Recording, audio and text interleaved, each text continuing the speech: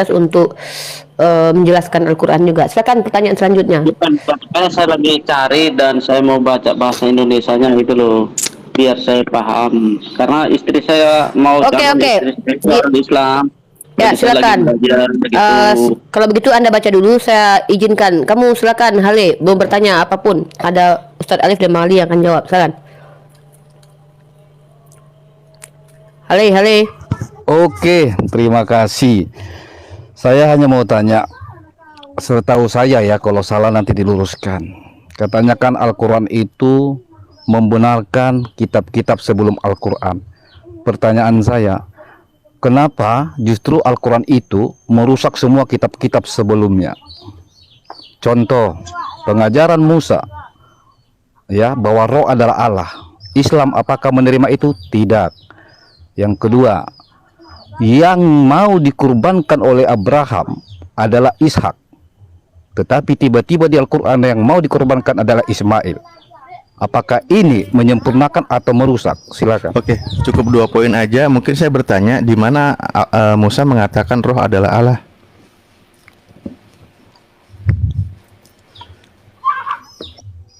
Gimana? Diperjelas pertanyaannya, Hale, karena pertanyaannya jangan-jangan kamu nggak Iya, ngerti. tadi dia bilang merusak ajaran. Dia bilang gini, bahwa Musa mengatakan roh adalah Allah. Di mana Musa mengatakan seperti itu? Jawab dulu Bapak Oke. tadi, kenapa jadi Ismail? Aduh, apa ini? Iya, atau Tenang begini, dulu. atau begini saya bantu Bang Tenang, Ali. Leda. Atau Bang Ali atau Ripa, apakah jangan-jangan nggak tahu berapa bagian kitab Taurat? Karena kalau nggak tahu memang percuma. Udah, saya jangan tanya. pergi dulu. Jawab dulu di mana Musa mengatakan iya, makanya saya roh tanya adalah dulu Allah. itu. Beda otaknya si Ripa, lantamnya doang. Aduh. Gimana? Kenapa jadi Ismail? Sementara Iya, lanjut. Iya, Eda, Itu Eda, dulu, Bang gimana? Ali, Udah gitu minum loh, obat, karena- Eda? Udah minum obat Karena hari gini, ini? maksud saya kan begini, Ali. Jadi memang kalau sebentar Bu, hargai. Bu Rindu. Sebentar, Aduh, Bu Rindu. hargai itu si Hal. Aduh, hargai si Hale itu. Jadi begini Bang Ali. Ditandai ya kan? rumahku gara-gara hujatanmu. Kalau memang kalian tidak tahu apa Hujatanmu saja isi ditandai kitab loh, Taurat rumahku. Musa itu, memang percuma saya tanyakan, nggak akan mampu Loh, kalian. Makanya berarti kau nggak ngerti pertanyaanmu. Loh, Mana kok nggak pernyataan? ngerti? Lo di mana? Di bagian mana? Di Taurat mana Musa bilang kalau roh Allah adalah Allah? ada, makanya saya bilang jangan-jangan Mana? nggak tahu apa Kau isi ajarkan, kitab ya Musa ajarkan. berapa bagian. Ya, taruhlah kami nggak tahu, Pertanyaannya ajarkan. begini, pertanyaan tadi begini, roh adalah Allah di mana itu? Mana Dia mana? bilang, Iya, di kitab mengatakan, iya di Yang mana mana? coba? Di mana? Ya itu makanya saya nggak kau mau jawab dulu sebelum kalian kutanya. Kalian tahu nggak sebenarnya kitab Musa atau enggak? Itu dulu. Ya taruhlah kami nggak tahu. Nah, mana dia? Ah ya udah percuma dong. Nggak ada berarti. Nggak ada berarti. Berarti nggak tahu kalian percuma. Sorry lah ya, nggak level berarti. Loh, kok kabur kau? Kabur. Kok kabur kau? Loh. Kabur. Bertanya Ali. ternyata salah bertanya. Ini kan saya lagi baca surat An-Nisa tadi ya, 120 berapa ke 26 ya? 22. 22 ya. Ya, terima kasih tuh. Mungkin ada lagi Bang, mungkin ada ayat lagi mungkin. Banyak Biar saya bisa kalau bantu. oke Banyak ini ya? catat ya, catat Al-Baqarah 25, Ali Imran 15, Ali Imran 136, Ali Imran 195, Ali Imran 198, An-Nisa 13, An-Nisa 57. Yang paling ini aja lah, yang paling bisa dipahami banyak sekali. Makanya saya kasih Al-Baqarah, tadi Al-Baqarah. yang paling mudah Anda pahami, singkat, padat dan jelas, An-Nisa 122 tadi. Oh, An-Nisa 122 ya. Itu paling gampang Anda pahami. Allah katakan itulah janji Allah, dan tidak ada yang menepati janji yang lebih Nah. benar kecuali Allah. An-Nisa berapa tadi? 122 ya. Perasaan dari tadi banyak ayat. Iya. Iya, tapi ini loh, apa namanya, bukan saya mau tidak terima ya, cuman saya ini cuman saya kalau beragama itu kan memang ya saya cari keselamatan gitu. Yakin, Cakep ini. Iya. yakin ya, itu pertanggungjawabkan ya, pertanggungjawabkan Iya, narasi Anda Waalaikumsalam. tadi. Waalaikumsalam. Waalaikumsalam. Namun begini, Bang Mikael ya, kalau memang kamu seolah-olah yang saya tangkap ya dari yang kamu sampaikan itu bahwa memang harus kritis memahami tentang keselamatan yang diajarkan oleh agama, kan gitu? Benar nggak? Saya coba ngambil kesimpulan seperti itu dari caramu ya. ketika kamu tadi mengatakan bahwa Yesus berkata, "Akulah jalan, kebenaran dan hidup," kamu sudah kritis nggak dengan kalimat itu? Oh, jelas. Jelas. Nah, jelas itu ayat. Oke, kamu sudah baca beberapa versi terjemahan? Sudah. Mm-mm. Sudah berapa versi terjemahan yang kau baca? Ya, lumayan sih. Cuman itu tadi kembali lagi ke iman dan kepercayaan saya. Memang benar-benar ya udah kita Isa Al-Masih ya, Yesus Kristus itu memang di kita. Ya dialah juru selamat umat manusia, bukan cuman umat Kristen saja, seluruh umat ciptaannya di dunia ini. Karena diaminkan juga kan, diaminkan artinya pada akhir zaman. Siapa sih yang membunuh Dajjal? Saya mengaminkan di sana.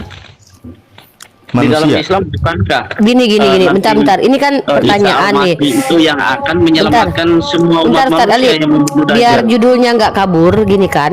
Kalau Artinya kamu yang ending menjelaskan itu nggak tepat. Di sini tentang Oh, iya. Al-Quran, Isa itu nggak tepat kamu jelaskan, Mikael. Kamu tanya Oke. saja. Jadi ketika berbicara tentang Isa tadi itu Tuhan tidak perlu turun untuk membunuh, dia mudah saja untuk membunuh ya. Kalau bunuh Dajjal Tuhan gampang aja, tinggal bilang mati itu Dajjal. Jadi itu nggak ada korelasinya. Kamu tanya saja sudah apapun tentang Islam ya. Jadi kita nggak usah lompat ke Bible, Ustadz Alif, Bang Al dan Bang Ali. Biar dia bertanya sepuasnya tentang Islam. Saya Nah, mau itu. ini. Ya lanjut. Dan tadi pertanyaan satu ya udahlah kalau memang nggak ada jawaban yang lain lagi. Nggak perlu Pertanyaan memframing tentang- karena kalau kamu bilang tidak menjawab, kamu pikir ustadz ngomong tadi itu ngapain? Bener-bener Ya, luar tidak, biasa kan juga saya di si tidak- Mikel ini. tidak terjawab Ya kami tidak menurut berhak. saya. Gini ya, hidayah itu milik Allah. Tidak mungkin apa yang dijelaskan oleh ustadz kami itu langsung kamu tangkap, karena kamu tahu nggak metode dalam mengajar. Nggak semua murid-murid juga langsung paham itu. Jangan karena kamu yang nggak paham terus kamu bilang guru nggak menjelaskan. Ya, Jadi kamu jelas. harus dewasa. Ayo Itu- kamu dewasa di sini. Kamu bertanya. Benar. Apapun jawabannya, walaupun kamu tidak bisa mencerna karena terlalu tinggi bisa jadi. Jangan kamu tuduh orang yang tidak menjawab. Dari tadi tuh Goldian sudah jawab, Ustadz Ali sudah jawab, Bang Ali sudah jawab. Kamu bilang tidak menjawab. Kalau menjawab sesuai dengan teks di kitab kamu, memang saya akui tidak akan pernah ada kata-kata seperti di Bible itu. Ingat, nggak mungkin ada kata-kata seperti akulah. Masa Nabi Muhammad harus seperti Yesus bilang pakai bahasa Yunani, akulah jalan. Nggak ada begitu. Jadi jangan berharap hal-hal seperti itu ada dalam Al-Quran. Ya, silakan. Pertanyaan selanjutnya. Jaminan keselamatan tuh kalau kayak gitu. Karena kan memang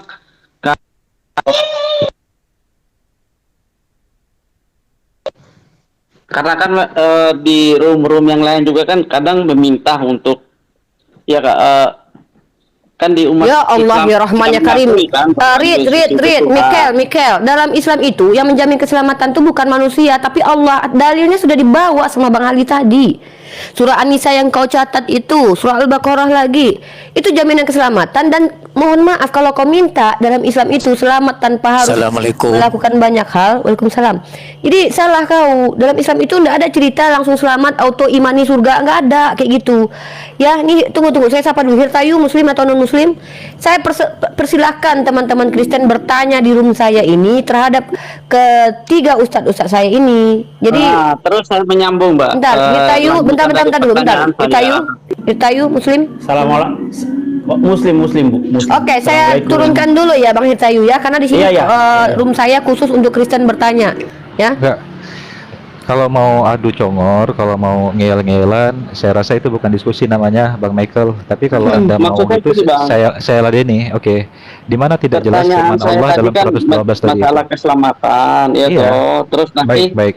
kenapa saya meyakinkan bahwa memang Isa Al-Masih Di mana itu atau tidak Yesus jelasnya itu- firman Allah dalam surat Sebentar, An-Nisa Bang. 122, nanti sekalian sesungguhnya Abang orang-orang yang Ali beriman jawab sekalian. kemudian mengerjakan amal soleh dalam kehidupan mereka, sanudkhiluhum jannat, maka Allah akan memasukkan mereka dalam surga yang mengalir sungai-sungai indah di dalamnya, khalidina fiha, mereka kekal di dalam surga.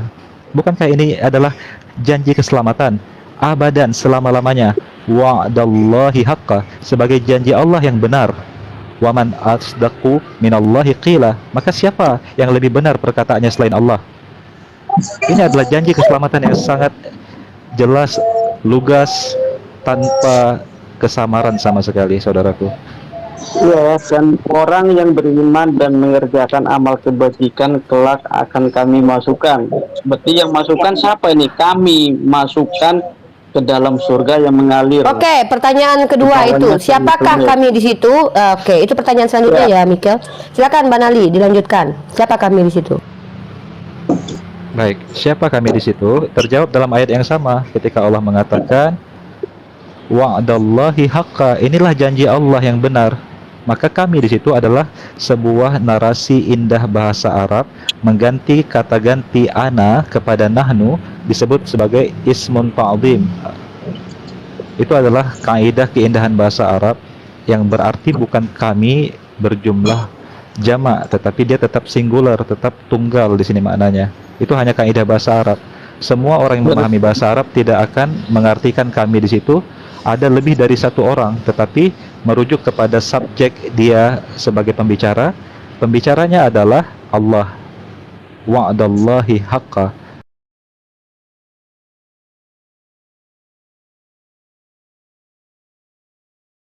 Janji Allah yang benar. Allah lah yang mengatakan akan memasukkan mereka ke dalam surga. Oke, terima kasih ya. Terus kemudian dari pertanyaan tadi saya tentang keselamatan itu, kenapa kok saya yakin benar bahwa Yesus Kristus atau Isa Al-Masih itu adalah dia sang juru selamat? Ending di akhir zaman, Pak. Kamu bertanya, Mikel. Nah, makanya saya nanti setelah pertanyaan ini nyambung ke pertanyaan terakhir itu. Nggak apa-apa. Nanti kalau kamu bawa Bible, nanti kita masuk ke Bible nanti. Karena gini, konsekuensi dari kamu menyodorkan agamamu di sini, kami tidak mungkin berdiam diri dengan membantah. Nih, saya tanggapi sedikit dulu nih. Ya. Bentar dulu Bang, sedikit aja. Maksud saya, apakah benar di akhir zaman itu Isa Al-Masih yang membunuh Dajjal di dalam Oke, Al-Quran? nanti kita akan jawab. Berarti itu ya, korelasinya nanti kita akan jawab. Iya, Silakan, Mbak. benar. Itu aja sih.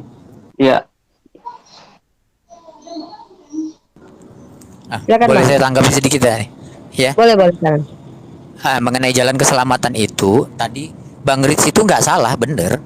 Nabi Isa itu memang jalan keselamatan pada saat itu untuk Bani Israel, itu benar. Tapi ya sama seperti kita di rumah, misalnya kita bilang inilah satu-satunya pintu.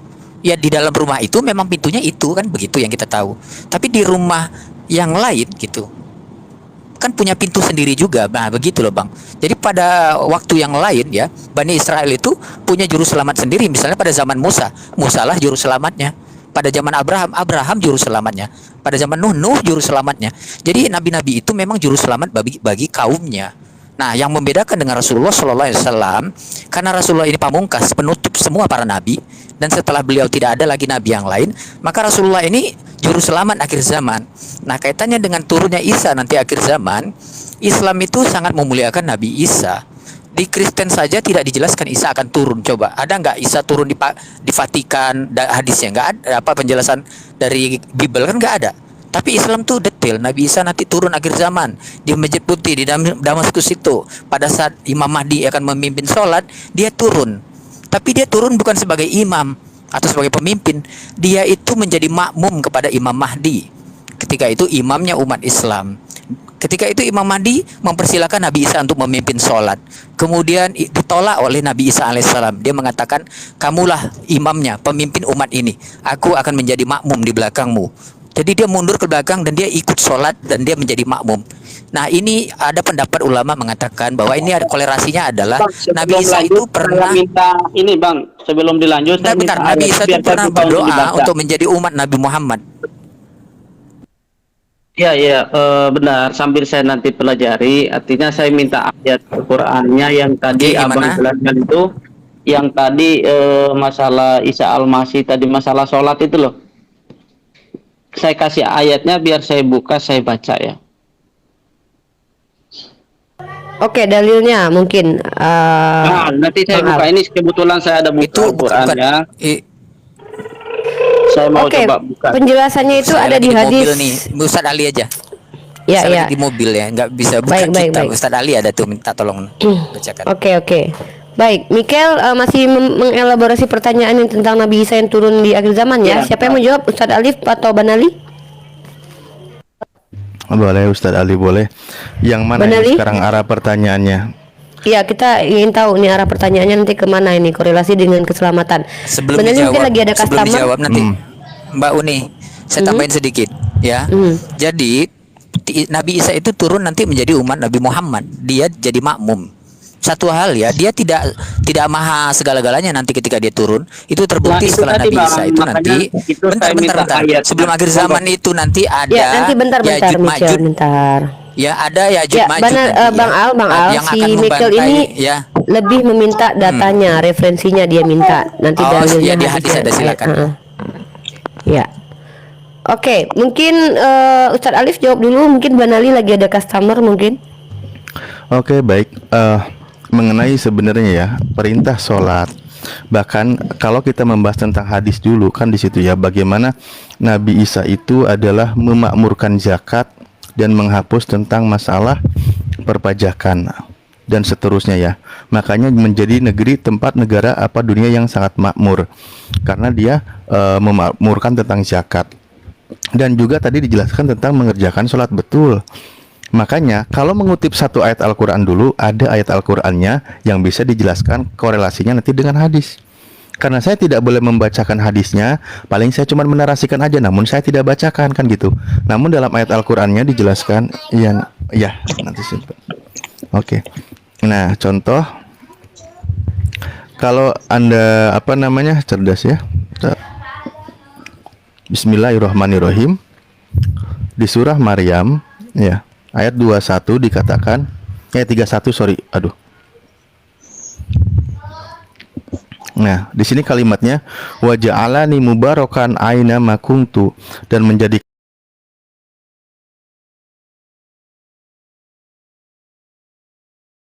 aku seorang yang sangat diberkahi dimanapun aku berada. Dimanapun Nabi Isa berada, nanti, sekarang, dulu, waktu lahir sampai nanti dia turun kembali, dia itu tetap menjadi orang yang diberkahi. Lalu kalimatnya silakan, mari kita simak. Ini mohon maaf ya, saya kenalkan dalam kaidah bahasa Arab dulu. Wa ausoni bis Apa, sholah. Bang? Surat Maria 31. Iya, oke ya. Kalau sepintas, kamu nggak bisa protes. Umpamanya nanti kok gini nggak bisa protes karena memahami kaidah dulu ya. Nah, saya bilang wa ausoni bis sholah, dan ini mohon maaf ya, kalau merujuk terjemah di sini memerintahkan, oke? Tidak salah juga kata perintah. Namun kata wa ausoni ini ada juga kandungan makna wasiat. Jadi ada suatu wasiat memerintahkan mengerjakan sholat nanti. Makanya ketika nanti Nabi Isa alaihissalam sholat itu tidak salah. Seperti yang tadi dibahas ketika dia sholat menjadi makmum di belakang Imam Mahdi, tidak salah karena wasiat diwasiatkan wa ausoni ya, dari kata wasoya di sini, bahwa dari kata wasiat ini sudah ada perintahnya, perintah atau wasiat untuk mengerjakan sholat itu sudah ada. Dan zakat, mengerjakan zakat, makanya Nabi Isa itu memakmurkan zakat. Nanti dia memakmurkan zakat, betul, bahkan menghapus tentang masalah jizyah gitu. Nah seperti itu, makdum tu haya, selama aku hidup. Jadi selama Nabi Isa hidup, dia tuh mengerjakan ini. Makanya nanti kedatangannya lagi tidak salah ketika tadi dijelaskan tentang bagaimana Nabi Isa alaihissalam mengerjakan sholat karena mendapat wasiat perintah sebagai ajaran juga, dan memakmurkan zakat karena dia selama hidupnya diperintahkan seperti itu, dan dia seorang diberkahi dimanapun berada. Gitu Bang. Oke, baik. Sebelum Rich Michael melanjutkan pertanyaannya, teman-teman yang ada di typing, saya ingatkan kembali, room saya insya Allah akan lebih banyak memfasilitasi teman-teman Kristen untuk khusus bertanya, bukan debat ya, khusus bertanya. Kecuali memang mereka mengajak kita debat, saya pun akan sediakan room seperti itu. Nah, jadi di sini insya Allah kita akan berupaya untuk ila sabili rabbika bil hikmah insya Allah ke depan. Kita akan memang benar-benar menjelaskan bagaimana perspektif Islam dan mereka yang kita serahkan untuk bertanya ya. Dan silahkan untuk siapa namanya Mikel bertanya lagi atau mau mengelaborasi pertanyaan yang sudah silakan. Oke, terima Bang kasih. Ali, monitor sudah berada di posisi Bang Ali atau masih sibuk? Oke, Bang Ali masih ada customer. Nanti kalau Bang Ali monitor saya izin jauh berangkat bentar. Ya, lanjut. Ya, Pak Amir. ini ada Pak Amir. Pak Amir silakan, mungkin mau promo akun dulu karena tadi sepertinya rungkat permanen gara-gara Ratih ya. Makanya teman-teman muslim yang punya room hati-hati untuk menaikkan Ratih ya, karena efeknya itu akun kita yang rugi. Saya juga kemarin menaikkan Ratih, akun saya yang dirungkat. Rugi banget kita gara-gara dia yang nggak ada apa-apanya itu. Silakan Pak Amir, silakan di follow akunnya Pak Amir ya teman-teman. Yang ketiga ini. Benar Pak Amir? Pak Amir? Pak Amir? Monitor dulu Pak Amir. Ini Pak Amir Amir. beneran atau bukan? Ya, Pak Amir jangan dikasih koin dulu guys. Jangan-jangan bukan Pak Amir ini. Gimana ini? Pak Amir bukan nih? Pak Amir, nggak ada suaranya. Sinyal Masih mungkin. ngopi tadi. Oke, kita sapa dulu Mbak Sani nih. Halo, shalom Mbak Sani Christine. Salam kenal, salam NKRI toleransi. Silakan Mbak Sani. Mbak Sani di sini room khusus untuk teman-teman Kristen bertanya dan suaranya nggak ada. Suaraku hilang ya. Iya, kepental suaranya hilang Pak Mir. Mbak Sani mungkin ada pertanyaan terkait Islam mungkin kepada saudara kepada guru-guru saya Bang Ali dan Ustadz Alif mungkin Mbak Sani silakan. Dari Firqlubnya aja temanya apa ini dulu? Di sini nggak ada tema, temanya adalah orang Kristen khusus bertanya. Jadi tidak ada tema diskusi kecuali Mbak Sani nanti mau dengan saya, dengan Bang Ali atau Ustadz Alif untuk mendiskusikan satu tema, kita akan fasilitasi juga. Untuk saat kali ini silakan teman-teman non Muslim untuk khusus bertanya. Silakan. Ya udah, saya tanya ya. Silakan Mbak Sani. Jelas nggak suaranya?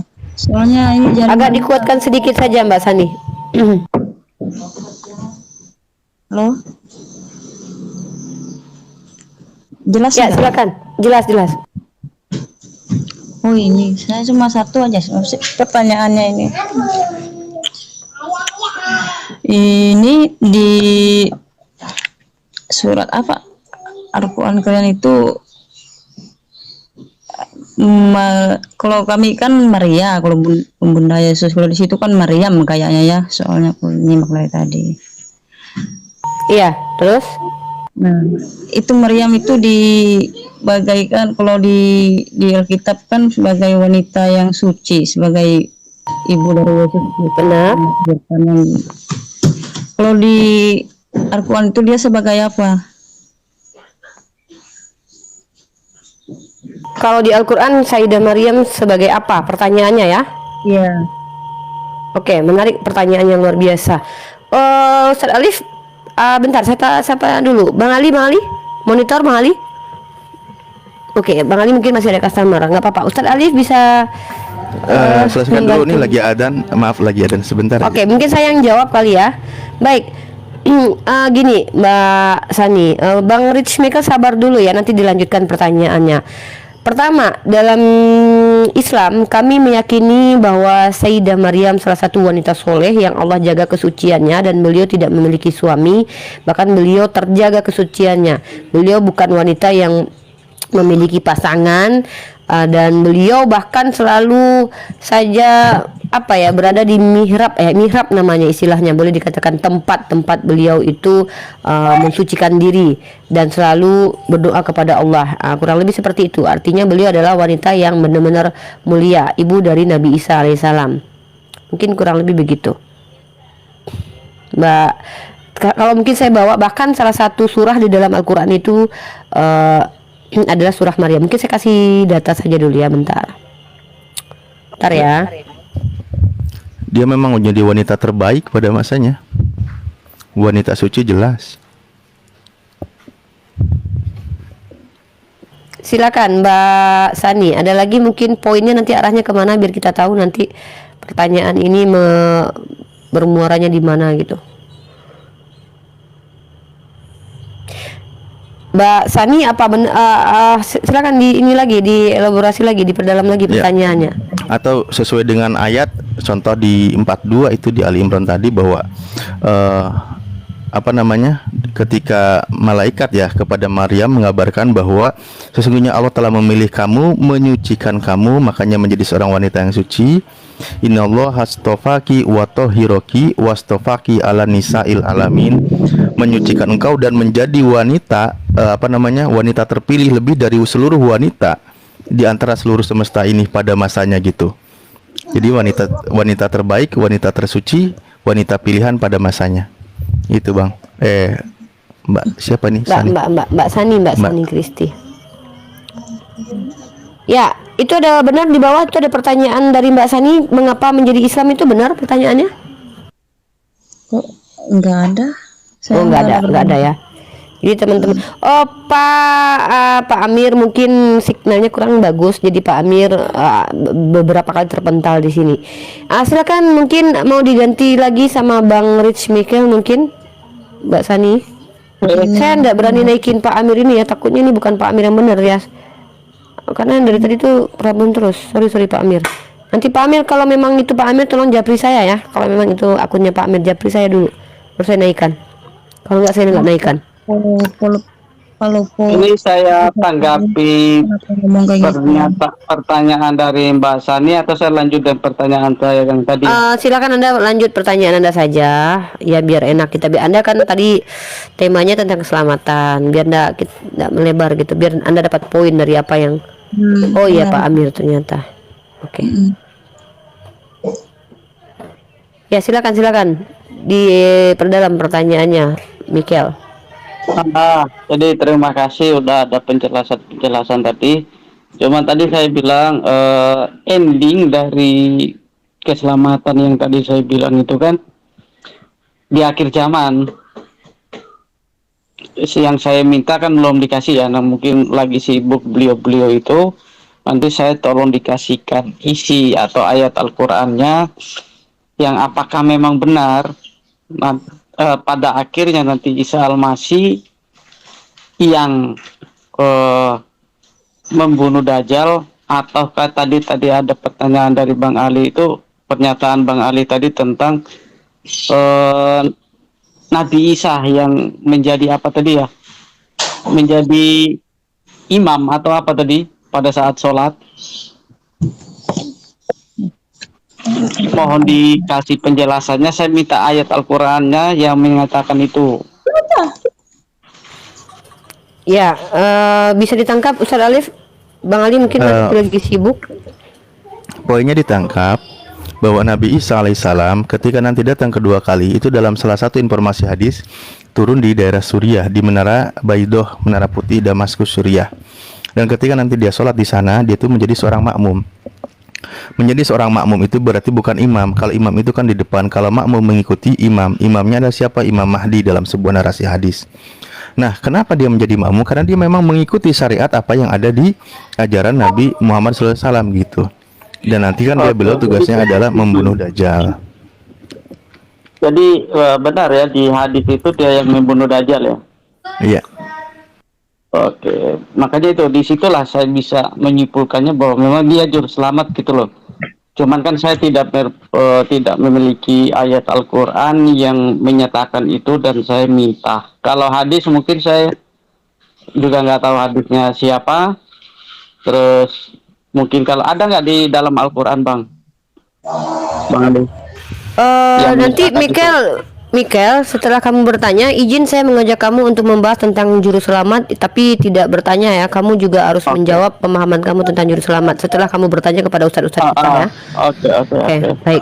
Silakan Ustadz Alif, silakan perdalam lagi. Kalau tidak ada nanti saya bergantian kepada Sani untuk bertanya. Silakan Michael. Saya mau melanjutin si Sani sebenarnya ini. Kalau boleh atau mau dijawab dulu? Masalah utamanya adalah ketika Michael coba menarasikan bahwa juru selamat itu artinya adalah Tuhan. Ya itu maksud saya Bang Ali. Nanti akan didiskusikan dengan Michael tentang kata juru selamat. Nah, mungkin Bang Ali mau menambahkan tadi pertanyaan dari Michael masih lebih tentang juru selamat, kemudian korelasinya dengan Nabi Isa yang turun nanti membunuh Dajjal. Silakan Bang Ali. Bagi kami yang beriman kepada Allah yang Esa, kepada Tuhan yang Esa, seluruh nabi, seluruh utusan Tuhan itu adalah manusia sebagaimana kita manusia. Kelebihan mereka adalah manusia pilihan yang telah Allah sucikan dan Allah bekali dengan wahyu atau firman dan dengan mukjizat-mukjizat yang sangat luar biasa sebagai bekal mereka menjadi utusan Tuhan di muka bumi ini. Termasuk kedatangan Isa yang kedua di akhir zaman nanti alaihi salam, bahwa dia akan bertugas untuk membunuh atau menangkal atau membasmi yang kita sebut dalam bahasa Islam Dajjal, atau yang dikenal dalam narasi-narasi agama samawi sebagai antikris, sebagai the false messiah, sebagai al-masih yang palsu. Iya, benar ya. Oke, jadi tugas pembunuhan tersebut bukan berarti dia menjadi Tuhan, tetapi dia diutus oleh Tuhan untuk melakukan tugas tersebut. Itu yang harus kita luruskan, bahwa ketika Nabi Isa turun, diutus Allah di akhir zaman untuk menggenapi tugasnya, maka Penggenapan lah ya istilahnya tugas ya. terakhir tersebut adalah dia akan membasmi yang kita sebut dengan the false messiah atau al-masih palsu, yang dalam bahasa Arabnya bernama Dajjal. Dajjal itu berarti kepalsuan, arti Dajjal itu sendiri. Oke, Jadi itu satu. menurut Bang Ali pantas nggak Isa Al-Masih kita bilang, oh iyalah Utusan. yang menyelamatkan umat manusia ketika dia membunuh Dajjal itu tadi. Karena kalau dia tidak menunaikan habis semuanya tugasnya di seluruh sebagai umat utusan manusia. Tuhan untuk membunuh Dajjal. Itu yang pantas kita ucapkan. Intinya di utusan ya, kalau di Iya, dia adalah utusan Tuhan. utusan ya. Makanya saya ingin membuka sebuah narasi baru agar kita memiliki perspektif yang tidak keluar dari narasi asli Alkitab atau narasi asli bahasa yang digunakan atau yang dimaksudkan oleh Alkitab itu sendiri. Maka coba ketika saya buka dalam Alkitabul Muqaddas yang Anda sebutkan sebagai ayat bahwa Yesus adalah juru selamat, yaitu Yohana pasal 14 ayat 6, qala lahu Yesu, berkata Isa atau berkata Yesus, ana huwat thariq, akulah jalan, wal haq, dan akulah kebenaran, wal hayah, dan akulah kehidupan. Laisa ahad ya'ti ilal ab illa bi, tidak seseorang bisa sampai kepada ayah, kepada Bapa, kecuali melalui aku. Di mana dia mengatakan di sini bahwa dialah juru selamat atau dia Tuhan? Tidak ada narasi yang jelas, bahkan bisa kita ambil dari ayat ini bahwa Yesus adalah Tuhan. Ini adalah sebuah narasi menandakan dia benar-benar utusan Tuhan. Dia katakan, melaluikulah jalan, melaluikulah kebenaran, melaluikulah kehidupan untuk bisa sampai kepada Tuhan. Ini maksudnya. Dan itulah tugas setiap utusan Tuhan. Begitulah tugasnya Musa, begitulah fungsinya Ibrahim, begitulah fungsi setiap nabi-nabi yang telah diutus Tuhan kepada manusia, memiliki fungsi yang sama. Karena umat mereka, umatnya Musa, umatnya Ibrahim, tidak akan bisa sampai kepada jalan, tidak sampai kepada kebenaran dan kehidupan yang sesuai dengan diharapkan Tuhan, kecuali melalui para rasul itu. Ini tidak ada masalah dengan ayat ini sebenarnya kalau dipahami secara bijak, secara jujur. Tidak dijadikan sebagai pemaksaan dogma, pemaksaan doktrin. Gitu. Oke, Mikael, silakan kamu mengkritisi jawaban dari para ustadz yang sudah ada tadi, poin-poinnya. Kemudian apa lagi yang ingin kamu tanyakan setelah itu? Oke, jadi no masalah lah udah dijelaskan sama Pak Ali ya. Jadi memang kita benar-benar memang tidak bisa ini ya, di iman Kristen tidak bisa juga dipaksa ke Islam, dan Islam pun tidak bisa dipaksa juga untuk percaya ke Kristen. Jadi kita cukup untuk saling mempelajari, saling menghargai, saling menghormati.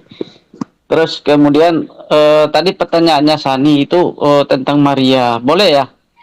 Saya melanjutkan. Boleh, silakan. Di sini kan temanya kalian bertanya. Pertanyaannya si Sani masalah siapa Maria ya.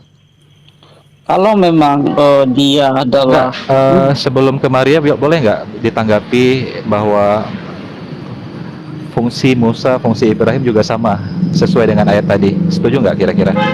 Oh ya, kalau itu sih yang jelas kita bahas tentang juru selamat ya. Kita bahas tentang juru selamat. Oke. Gimana, Rich yang Michael? pasti itu udah setuju pasti dengan narasi itu ya.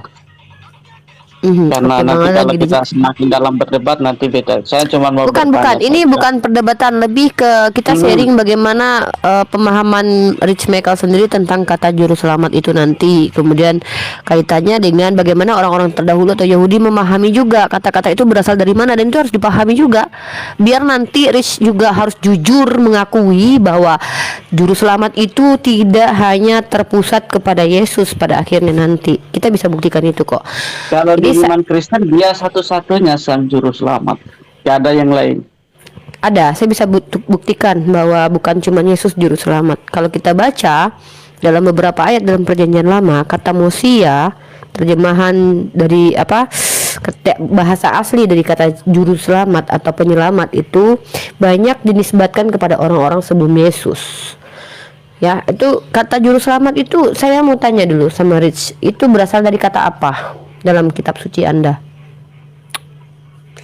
Saya sedikit bertanya karena saya ingin tahu sejauh mana pemahaman Anda tentang kata juru selamat. Artinya begini, Pak. Tadi kan udah dibaca sama Bang Ali ya. Kalau masalah bahasa, menurut saya itu kan cuma budaya aja. Kembali ke iman dan kepercayaan kita. Gini. Anda tahu tidak kenapa Yesus itu disebut sebagai juru selamat? Ya karena memang dia umat juru selamatnya kita dong. Iya, begini loh. Dalam kitab Anda, jadi kalian itu harus menyadari bahwa kata-kata juru selamat itu asal muasalnya itu dari mana, kemudian diterjemahkan dari bahasa apa, itu juga harus kalian kaji gitu loh, Michael. Iya, Karena gini, kata ini saya kasih, oke, gini, saya kasih aja deh ya datanya ya. Ini ya, saya tidak sedang membantainya, saya cuma ingin membawa Anda ke bagaimana kata juru selamat itu bisa muncul. Nah, Anda kalau boleh tahu itu kata juru selamat dalam bahasa Ibrani itu adalah kata Mosia ya. Nah, Anda baca dalam Yesaya pasal 19:20. Tuhan Bani Israel sudah mengatakan itu akan menjadi tanda kesaksian bagi Tuhan semesta alam di tanah Mesir apabila mereka berseru kepada Tuhan oleh karena orang-orang penindas, maka ia akan mengirim seorang juru selamat. Jadi kata-kata juru selamat itu padanan katanya dalam bahasa Ibrani adalah Mosia. Nah, yang diutus Tuhan menyelamatkan orang-orang yang berteriak di Mesir siapa? Nabi Musa alaihissalam. Nah, kemudian dalam Nehemia pasal 9 ayat 27. Lalu engkau menyerahkanlah mereka ke tangan-tangan lawan mereka yang menyesakkan mereka, dan pada waktu kesusahan mereka berteriak kepadamu. Lalu engkau mendengar dari langit, dan karena kasih sayangmu besar kau berikan kepada mereka orang-orang yang menyelamatkan mereka dari tangan lawan. Di sini jamak orang-orang yang menyelamatkan, lagi-lagi menggunakan kata Mosia. Penyelamat akan naik ke atas gunung Sion untuk menghukumkan pegunungan Esau, lagi-lagi menggunakan kata yang sama. Bedanya di sini jamak, ada kata im di belakangnya. Ya, Mosim, ada im. Kemudian Tuhan memberikan kepada orang Israel seorang penolong, lagi-lagi Yoas adalah seorang Mosia. Lalu berserulah orang Israel kepada Tuhan, maka Tuhan membangkitkan seorang penyelamat bagi orang Israel, yakni Otniel anak Kenas Adibkal, itu juga seorang Mosia. Hakim pasal 3:15, lalu orang Israel berseru kepada Tuhan, maka Tuhan membangkitkan bagi mereka seorang penyelamat, lagi-lagi Mosia, yakni Ehud. Kemudian di Kisah Para Rasul, dan dari keturunannya sesuai dengan yang telah dijanjikannya Allah telah membangkitkan juru selamat. Dalam bahasa Yunaninya adalah Sotera, yaitu Mosia. Jadi kalau kita baca Softim dalam Mosia dalam Nehemia pasal 9:27 ya, itu di Perjanjian Lama ya.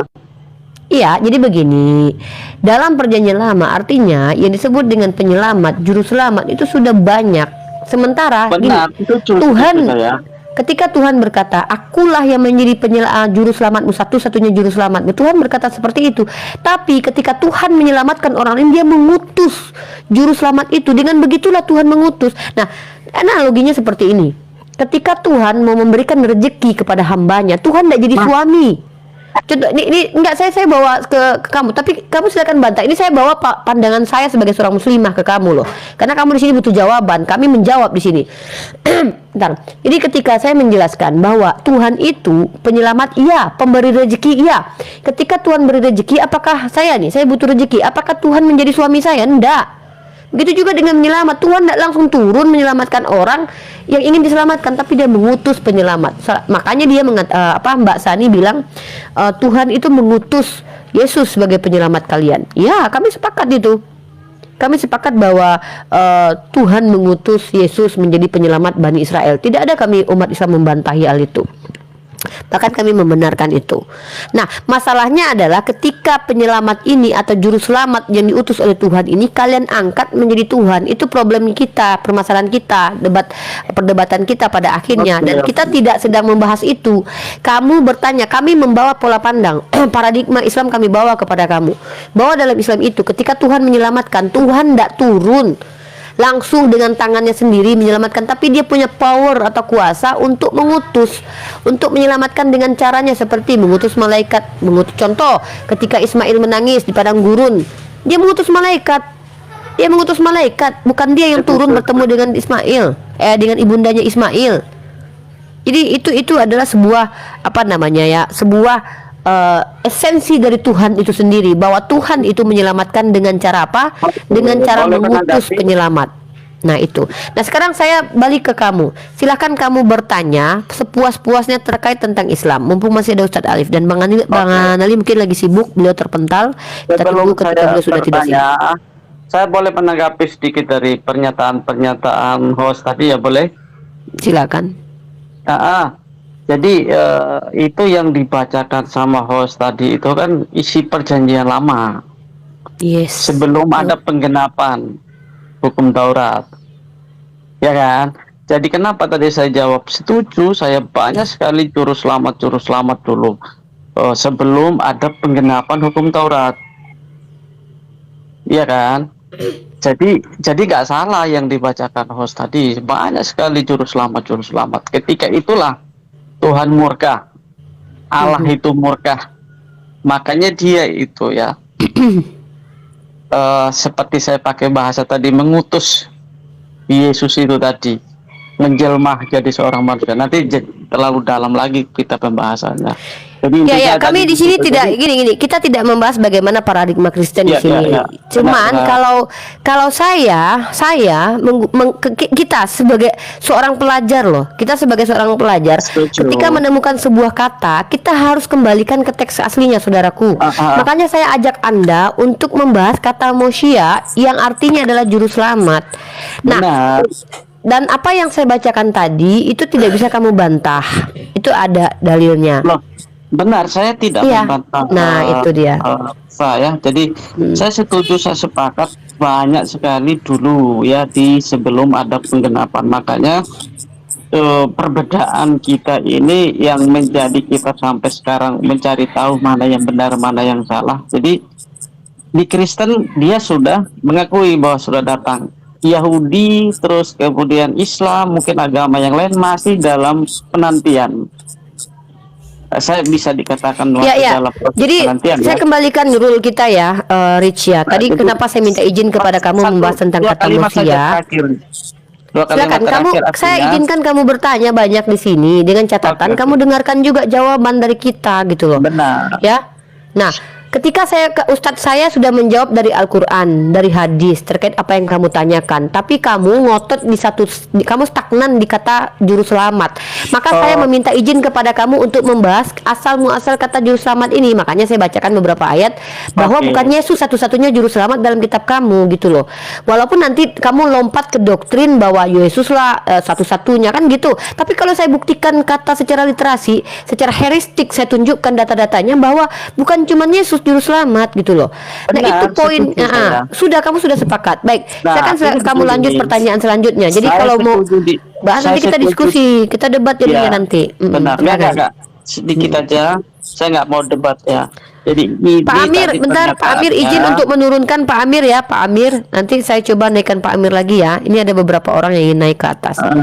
Silakan. Jadi pernyataan host tadi saya setuju banget itu. Cuman itu sebelum ada penggenapan kitab hukum Taurat. Jadi yang tadi dibaca itu sebelum ada penggenapan hukum Taurat. Jadi tidak masalah. Jadi setelah ada penggenapan hukum Taurat, Injil turun, baru muncullah kita itu loh. Terus kemudian udah ya, clear di situ ya Mbak ya. Ya, Jadi ya. kita enggak. Oke, lanjut ke pertanyaan selanjutnya. Silakan, kalau kamu rasa sudah cukup, silahkan berhenti, karena kita nanti akan mengganti teman-teman Kristen lagi yang ingin bertanya di sini, biar kita yang Cuman menjawab. ada beberapa pertanyaan lagi, nggak terlalu banyak, karena itu juga perdebatan di media sosial ya yang ada ya. Dan itu pun saya tidak melihat, tidak percaya juga, bisa percaya bisa enggak, karena saya juga tidak melihat. Contohnya satu ini, di luar dari pernyataan tadi, di dalam Ka'bah itu sendiri, apakah benar ada gambar Bunda Maria yang menggendong Yesus Kristus atau Isa Al-Masih di dipercayaan sama saudara-saudara Muslim di dalam Ka'bah itu? Cuman itu aja sih. Itu saya masih kalau dengar dari para sejarah atau apa, Buya, saya sering nonton. Saya salah satu orang yang tidak fanatik agama. Saya selalu mendengar, saya selalu belajar mana sih, bagaimana sih kita biar tidak intoleran terhadap umat manusia yang lain atau kepercayaan yang lain. Oke, udah nangkep saudaraku. Ya, Monggo. biar dijawab Goldian ya. Silakan Gold. Jawabannya singkat, tidak ada. Itu. Paham? Tapi di dalam hadis yang disampaikan, hadisnya salah atau enggak, saya nggak ngerti ya. Yang disampaikan sama Buya Syakir itu memang pada zaman dulu kan yang pasti kan banyak sekali menyembah patung, menyembah segala macam ya. Karena di dalam 10 hukum Tuhan di iman Kristen pun dilarang menyembah patung yang menyerupai apapun. Seperti yang saya dengar itu kan, setelah semua penyembah berhala itu dihapus, dimusnahkan, Nabi Muhammad menyampaikan di dalam hadis itu, boleh semua gambar yang ada di dalam Ka'bah itu kalian hapus, tetapi gambar Bunda Maria yang lagi menggendong Yesus itu tidak boleh dihapus. Yang lainnya boleh dihapus. Apakah itu benar apa tidak? Singkat, ku kasih suatu asas. Actori incumbit probatio actori onus probandi. Siapa yang mendalilkan, dia sendiri yang harus membuktikan. Sekarang saya minta pertanggungjawaban Anda, di hadis mana, di kutipan Rasulullah yang mana yang mengatakan demikian. Itu giliran Anda yang wajib membuktikan. Karena dia yang mendalilkan, dia sendiri yang harus membuktikan. Silahkan, saya minta pertanggungjawaban saudara. Goldian begini, hadisnya saya lupa, nanti saya akan DM isi khotbah dari Buya ya, dan itu Buya, kiai atau ustadz yang sering tampil di Jangan pakai juga. kutipan seseorang, tetapi tunjukkan hadisnya itu yang mana. Soalnya Anda yang mendakwakan hal itu, Anda sendiri yang memiliki pertanggungjawaban untuk membuktikan. Sampai sini paham nggak? Asasnya ada jelas. Iya, nanti saya nonton kembali, nanti saya berikan hadisnya ya. Karena kalau saudara Goldian ini mau cari tahu, mau dengar sendiri nanti dari penjelasan para ustadz, para kiai, para ulama itu, nanti bisa kan saya bertanya. Iya kami tunggu. Itu Buya Syakir itu nanti. Soalnya kalian tadi saudara Mikel yang menuduhkan, tetapi sekarang belum membuktikan. Itu nggak menuduh itu, sabar dulu, gantian. Dan saudara PR hal minum air dulu lah, jangan nih, biasa aja kita ngobrol santai, jangan pakai nada urat lah. Santai aja. Ya, Goldian itu memang karakter dia seperti itu, tegas dan ini. Jadi orang yang membenci agama yang lain dah lah, buat apa? Karakter daripada kearifan lokal seseorang. Iya, jadi jangan, ini kan kita kan punya gestur punya tinggi, Anda bisa menjudge itu. Itu namanya rasisme itu, Bro. Namanya Islam. Orang Medan Islam juga kadang kan keras kalau ngomong, jangan begitulah. Alamin.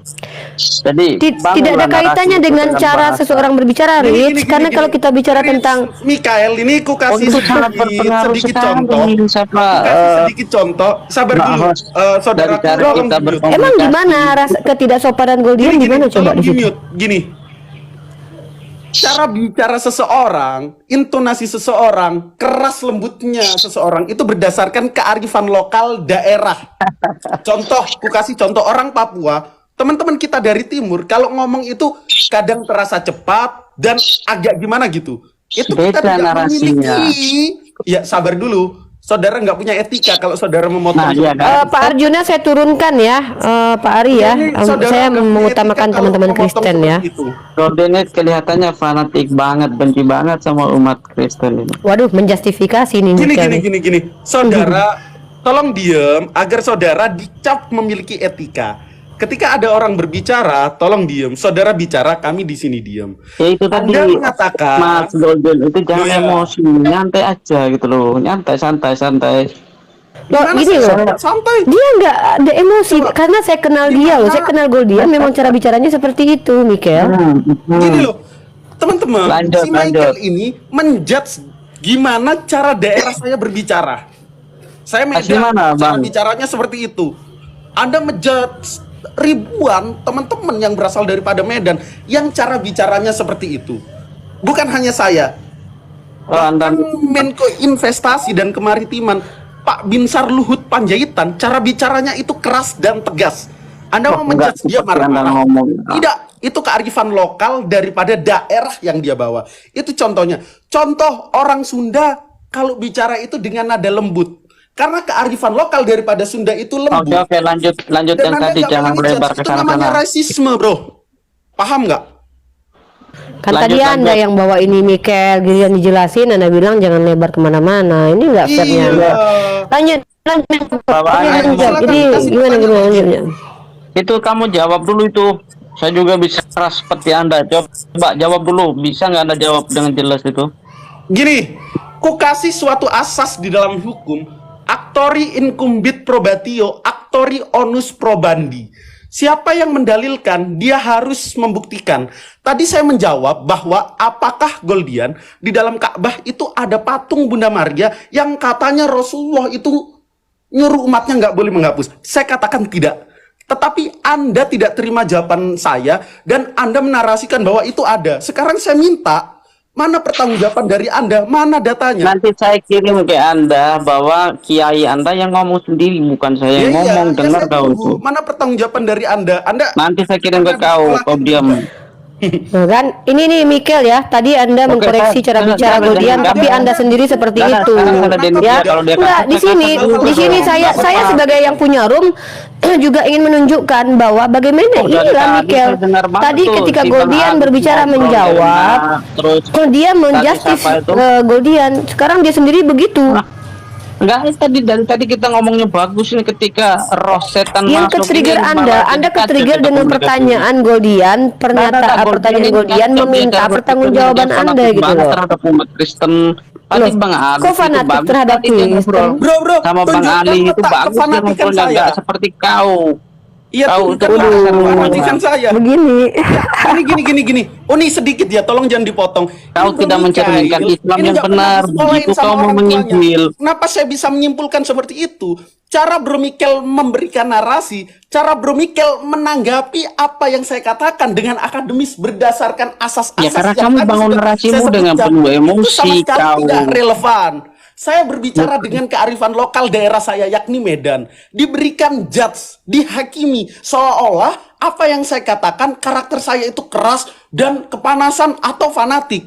Salah, bro. Kalau gitu, ribuan orang Medan yang cara bicaranya seperti saya, itu juga Anda katakan demikian. Contohnya Pak Binsar Luhut Panjaitan. Lah, nggak usah kau bawa-bawa orang baik itu.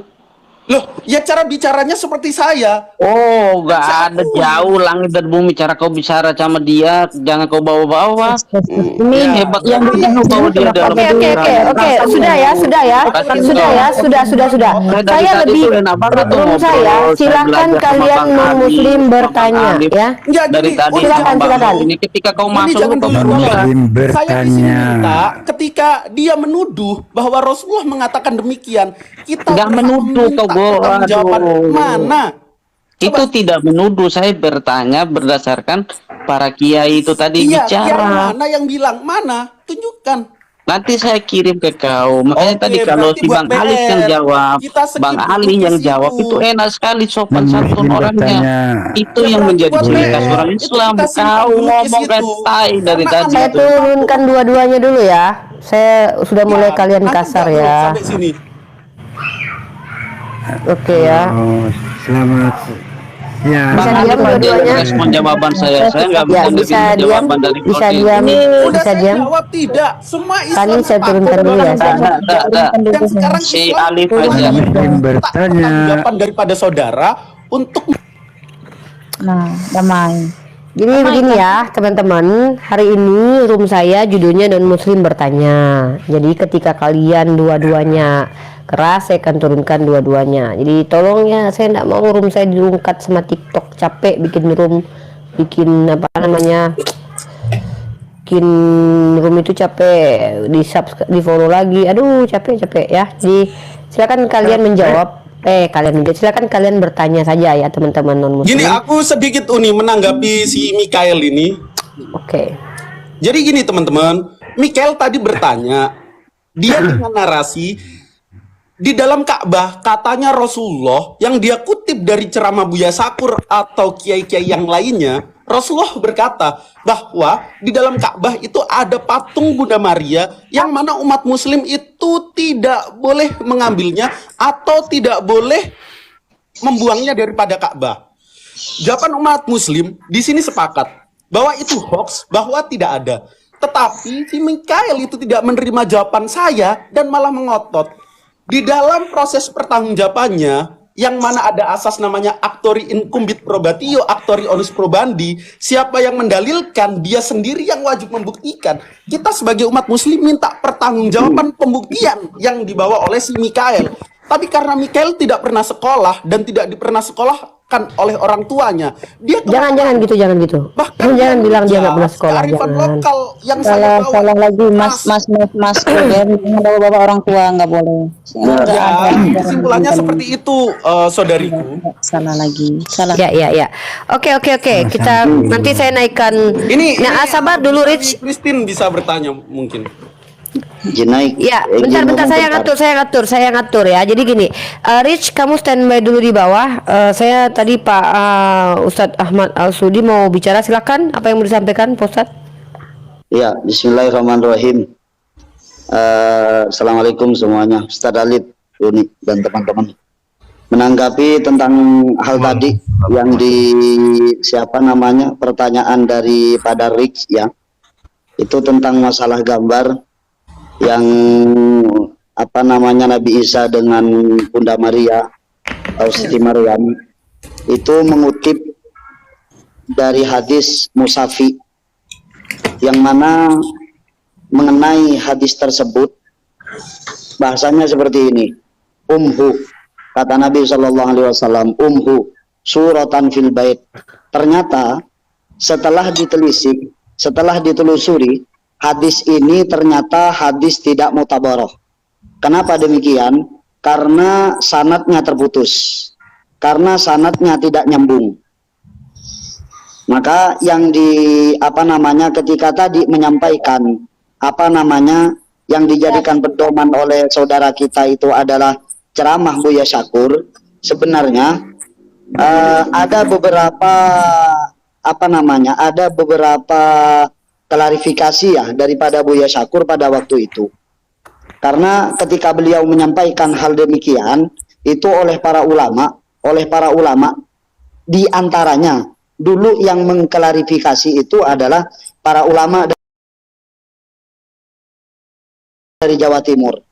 Ya, di antaranya ternyata beliau mengatakan hal seperti itu karena kekeliruan atau mungkin belum menelisik tentang masalah hadis tersebut. Karena para ulama sepakat, mulai dari Al-Imam Ibnu Abi Syaibah dan lain-lainnya, hadis ini ada beberapa riwayat. Cuman dari hadis tersebut yang dijadikan landasan tersebut, ternyata hadis itu adalah hadis yang tidak mutabarok. Ini bisa dicek di dalam Fathul Bari, juga bisa di dalam Musnad Ibnu Abi Syaibah, ada menjelaskan tentang masalah hadis ini. Hadis ini yang meriwayatkan adalah Musafi. Ya, kurang lebihnya seperti itu nih. Intinya apa yang dikatakan, yang disampaikan oleh Rich tadi yang di situ itu nggak ada.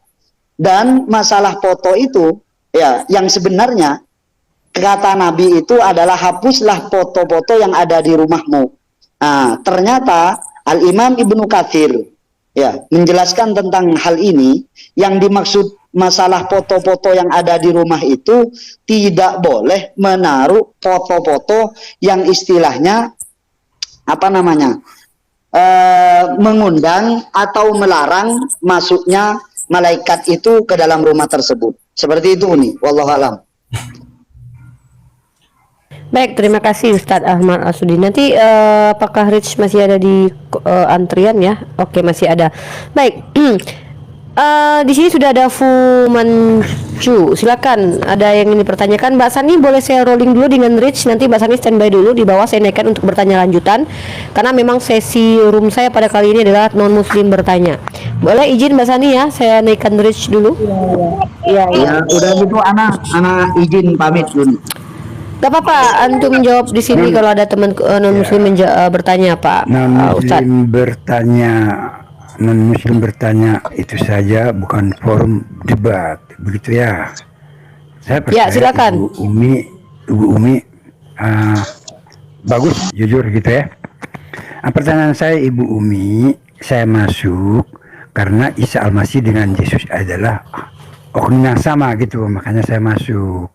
Tadi sudah sampai tadi di akhir zaman kalau Isa Al-Masih atau Yesus turun yang kedua kali sudah diyakini oleh umat muslim, begitu ya.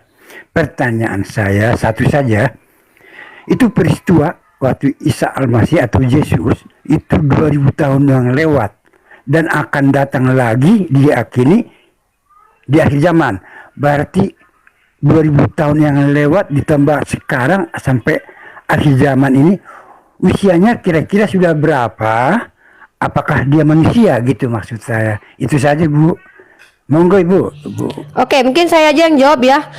Begini Pak, sebenarnya tidak masalah ketika Nabi Isa itu mungkin beribu tahun kemudian, itu hal yang mudah bagi Allah. Sama sebagaimana Musa juga hadir kembali di zaman Yesus ketika dia sudah meninggoy beberapa ribu tahun di zaman perjanjian lama. Tiba-tiba dia hadir bertemu Yesus dan murid-muridnya di dalam PB. Jadi hal itu mudah saja bagi Tuhan sang pencipta alam ketika mau menghidupkan orang yang mati, bahkan mematikan orang yang hidup ya. Sebagaimana juga di kitabnya teman-teman Kristen itu, ketika Yesus bangkit itu di Bukit Golgota terbelah, lalu muncul orang-orang kudus. Berapa tahun itu coba hidupnya itu, kemudian bangkit dari kematian. Bayangkan, apakah itu hal mustahil dalam keimanan teman-teman Kristen? Oh tidak, bukan hal yang mustahil, hal yang biasa saja itu. Buktinya terjadi, Musa saja datang kembali di zaman Yesus ya. Nah jadi kalau ditanya berapa ribu tahun kira-kira umur Nabi Isa, loh ya walaupun misalkannya 5.000 tahun atau 100.000 tahun, ya permasalahannya apa? Kan apakah dia manusia? Ya manusia. Kalau Bapak bilang bahwa dia bukan manusia, apa mau bilang Musa yang bertemu dengan Yesus bukan manusia? Apakah dia Tuhan? Kan gitu juga jawaban saya. Saya kembalikan ke Anda, karena Anda bertanya bukan konteks Al-Quran yang fundamental buat keimanan umat Islam gitu. Jadi saya harus mengkomparasinya.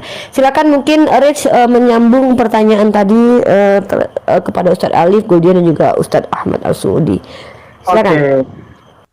Terima kasih Bang Alif sama Bang Ahmad Al-Sudi ya. Jadi nah itu yang saya merindukan dari seorang Islam yang memang baik adanya.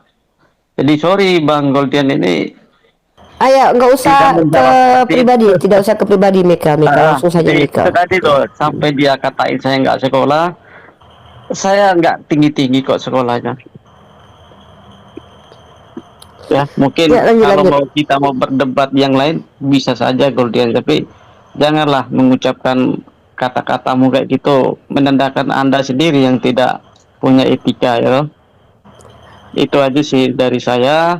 Saya mau cuma terima kasih sama Bang Alif, sama Bang Ahmad ini, sama tadi Bang Ali yang sebelumnya. Itu yang saya kepingin diskusi, yang sebenarnya yang pengen bertanya. Kalau ada yang kayak begini seperti Goldian ini, sorry nih, mungkin saya hadir di kesempatan yang lain untuk kita bertanya lagi di sini. Selagi ada Goldian ini, nanti jadi ribut lagi, kasihan nanti di room hostnya nanti. Oke, Itu thank you aja. Rich Michael. Terima Mungkin kasih banyak. Semoga Michael, teman-teman saya jadwalkan selalu- kalau mau bertanya tema yang berbeda, nanti narasumbernya bisa kita hadirkan seperti Iya. Ustaz Kenapa Alif kalau juga ya. perlu diketahui sama Bu host ini, saya adalah orang Kristen dan memang cinta saya atau calon istri saya orang Islam. Jadi saya bagaimana lagi mempelajari untuk ya itu yang saya cari sebenarnya. Cuman kan kayak jawaban-jawaban yang kayak tadi itu dari Mas Goldian itu malah tidak mencerahkan saya gitu loh. Ya, ya, Itu jadi aja. kita punya metode yang berbeda, Siap. Bang Rich, dan setiap kita itu punya kapasitas berbeda-beda juga. Dan kita ini tidak melulu harus mengikuti apa yang dimau orang banyak juga. Tapi nggak masalah, saya juga bersyukur ya bertemu dengan orang Kristen seperti Bang Rich untuk banyak bertanya terkait Islam, karena dengan cara pertanyaan Bang Rich ini edukasi buat umat Islam juga, dan pertanyaan Anda ini juga menjadi pembelajaran buat kami, khusus buat saya juga. Ketika Anda bertanya, saya akan mencarikan jawabannya, dan itu menambah ilmu bagi saya. Saya tunggu Anda untuk bertanya di time-time selanjutnya. Saya akan buka format seperti ini untuk ke depan, dan saya juga tidak harus menghilangkan format debat atau diskusi. Kurang lebih begitu, Bang Rich. Mungkin Bang Rich ada lagi mungkin terakhir yang mau ditanyakan kepada Ustadz Alif, Ustadz Ahmad Al-Sudi dan Goldian mungkin? Sudah nggak ada, saya cuma terima kasih banyak. Semoga bisa kita diskusi lagi di room selanjutnya. Tadi sebenarnya masih banyak pertanyaan, cuma nanti jadi lagi nanti perdebatan dengan Goldian ini kan nanti akhirnya roomnya Mbak Rifa yang baik ini nanti jadi ya enak ditonton sama teman-teman yang lain. Oke, Terima thank kasih. you. Baik, buat teman-teman Kristen di bawah yang typing, yang berusaha untuk memprovokasi live saya, lebih baik kalian naik ke atas karena tema kali ini adalah non-muslim bertanya. Ya, thank you buat Rich. Oke, Fu Manchu, ada lagi pertanyaan Anda? Mungkin pertanyaannya lebih bermanfaat dan berbobot gitu ya. Silakan. Ya, sebenarnya sudah berbobot karena sudah di akhir zaman. Isa akan turun. Kita sudah di situ tadi. Ibu tadi sudah jelaskan.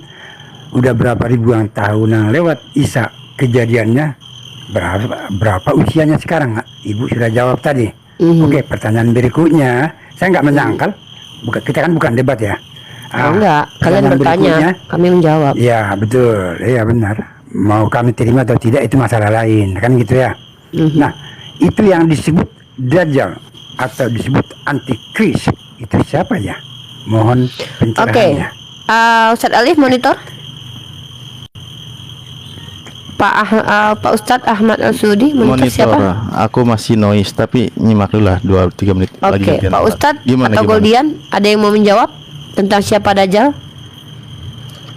Bang Goldian dulu, Bang Goldian. Oh. Padol. Oh, Dajjal. Tafadol Goldian. Tafadol Goldian, atau mungkin yang lain dulu, mungkin lagi menjauh dari perangkat mungkin.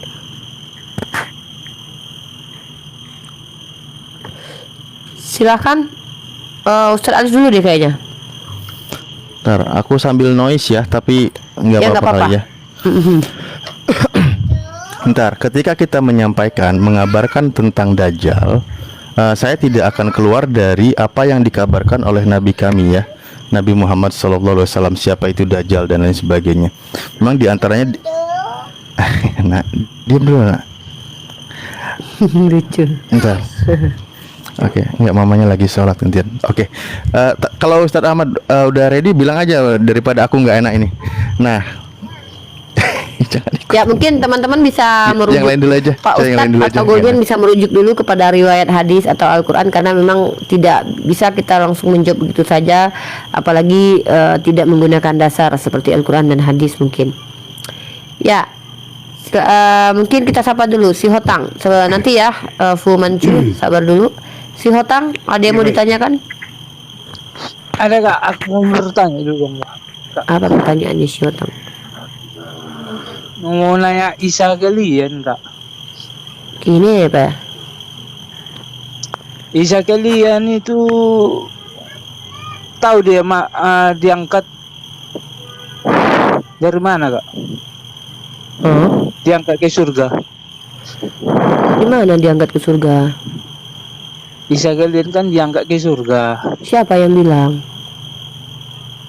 Kakak lah, kemarin kakak ngomong gitu. Kapan? Ah, Kapan pula? Ngadi-ngadi. si Cuma katanya. pun bilang Isa kami diangkat ke surga, bukan Mana? Cuma bilang mak diangkat. Di surga mana? Jadi tidak ada Isa di Al-Quran kalian kak? Enggak, diangkat ke surga tuh di mana dalilnya? Oh, nggak ada. Oh, oke lah kak. Kalau nggak ada. Ya udah. Ya, bentar saya akan carikan surah Al-An'am ayat 158 ya, bentar. Al-An'am 158. Mana ini?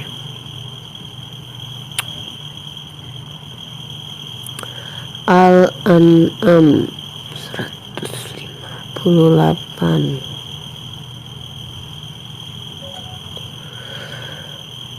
Udah itu aja sih Otang, pertanyaanmu nggak ada lagi. Iya. Bertanya pun salah si Otangnya, apalagi menjawab. Jadi kayak mana pertanyaan yang betul? Nah, kau baca dalilnya dulu, lalu kau pertanyakan. Menurut ayat ini, begini. Tanya, baca dulu. Yang penting kau tahu dulu pertanyaanmu apa. Pertanyaanmu aja kau nggak tahu. Jadi Baca dulu. kan dibilang Isa itu diangkat, bukan mati. Ya dari mana dasar pertanyaanmu tuh, dari mana ayatnya? Kau udah baca Kan aku belum? bilang, karena kita kan udah nonton Siapa yang secara bilang? umum, live, psikologi siapa? Muslim, kan gitu. Mana ke surga di Dan mana? Oke. Bentar. Mana ya? Mana ini? Oke ya, saya ini ya, Fu Manchu ya.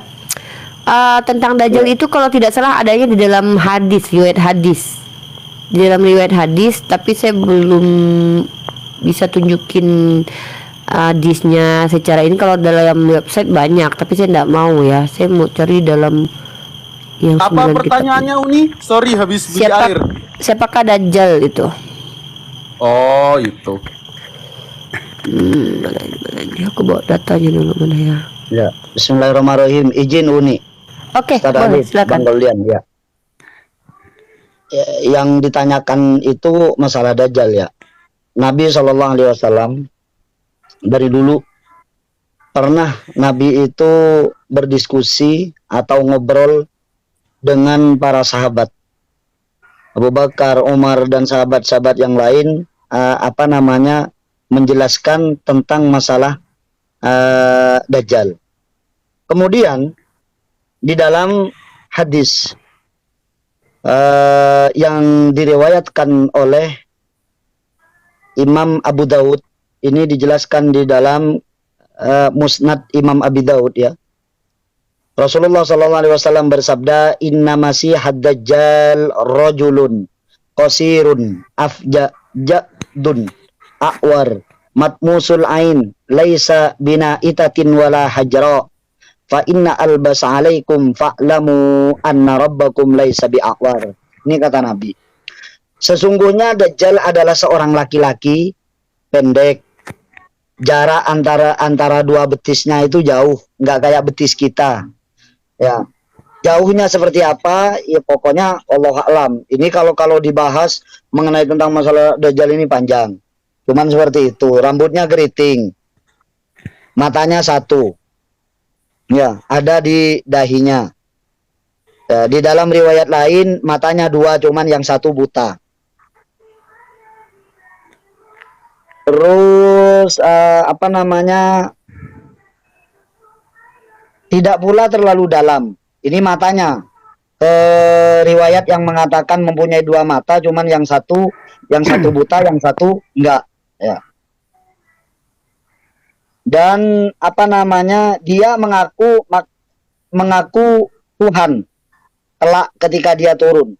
Maka kata Nabi, fa'lamu anna rabbakum laisa bi'awar. Ketahuilah bahwa sesungguhnya Tuhan kalian itu tidak buta. Ya, bahwa kalian itu tidak buta. Itu, dan banyak tentang masalah hal ini. Ya, di dalam sejarah ini, karena ketika membicarakan tentang masalah Dajjal, pasti ya akan berkaitan dengan yang ditanyakan tadi itu tentang Imam Mahdi dan turunnya Nabi Allah Isa alaihissalam ke bumi. Seperti itu nih, wallahu a'lam. Mungkin Ya, ditambah. silakan Bro Goldian, Pendeta Abednego menambahkan.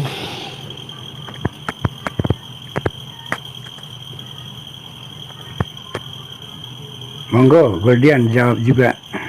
Monggo. Gold.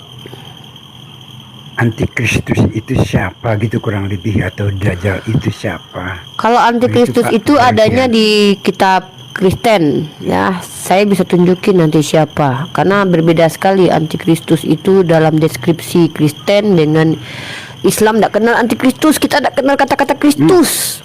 Ya, kita tidak kenal kata Kristus. Nggak ada, kita tidak ada istilah anti Yesus. Kalau dibilang anti Yesus, maka Islam berlepas diri dari itu, karena justru kami membenarkan bahwa Nabi Isa adalah utusan Tuhan. Justru orang-orang yang anti terhadap Nabi Isa, orang yang menyangkal ajaran Nabi Isa atau ajaran Yesus, itu bisa dikatakan anti Kristus itu. Banyak kita tunjukkan. Ajaran Yesus itu apa menurut Islam ya? Menurut Islam, kalau ajaran Yesus nggak ada dalam. Si Hotam kok malah tantrum. Gini, kami tidak mengenal Yesus. Yang kami kenal adalah Isa alaihissalam. Ajarannya menyembah hanya kepada Allah, dan dia adalah utusan. Kalau kita bicara tentang Yesus, kalau kalian Kak gitu. Kalau kami percaya itu. Loh, si Fu Manchu kan bawa tentang Kristus ya. Kalian terserah, kalian mau percaya Kristus, bukan urusan kami. Kristus, dengar Hotang. Kristus itu berasal dari kata Kristos, itu bukan bahasa Arab, bukan bahasa Ibrani, itu bahasa Yunani. Bahasa Batak ada kak.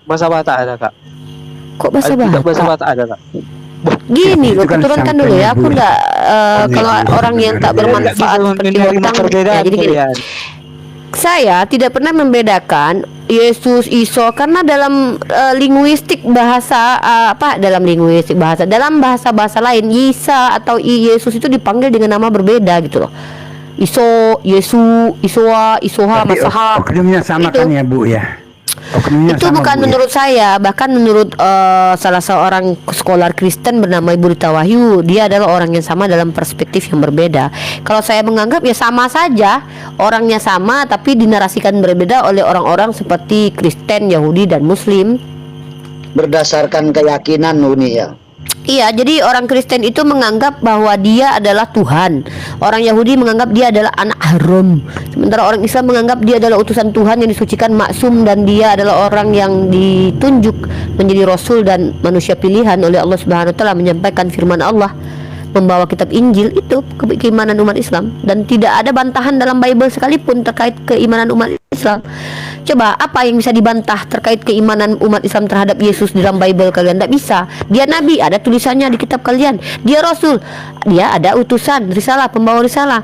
Dia hamba, ada di dalam kitab kalian, dia hamba. Dia ciptaan, ada di dalam kitab kalian juga ciptaan. Semua keyakinan umat Islam terkait Yesus atau Nabi Isa tidak bisa dibantah sama teman-teman Kristen menggunakan kitab mereka. Yang kita bahas kalau dia siapakah Yesus menurut dirinya, apakah ada dia mengatakan akulah pencipta sang langit bumi? Malah kalian jawab nanti Tuhan itu tidak minta disembah. Nah, artinya kan tidak ada pengakuan secara eksplisit bahwa dia adalah sang pencipta alam. Tapi kalian iman itu, kami tidak iman itu. Nah, kurang lebih begitu. Jadi kita tidak, saya tidak sedang berdebat tentang siapa Yesus atau masalah kristologi. Saya hanya ingin kalian bertanya terkait Islam. Sama, hanya itu aja.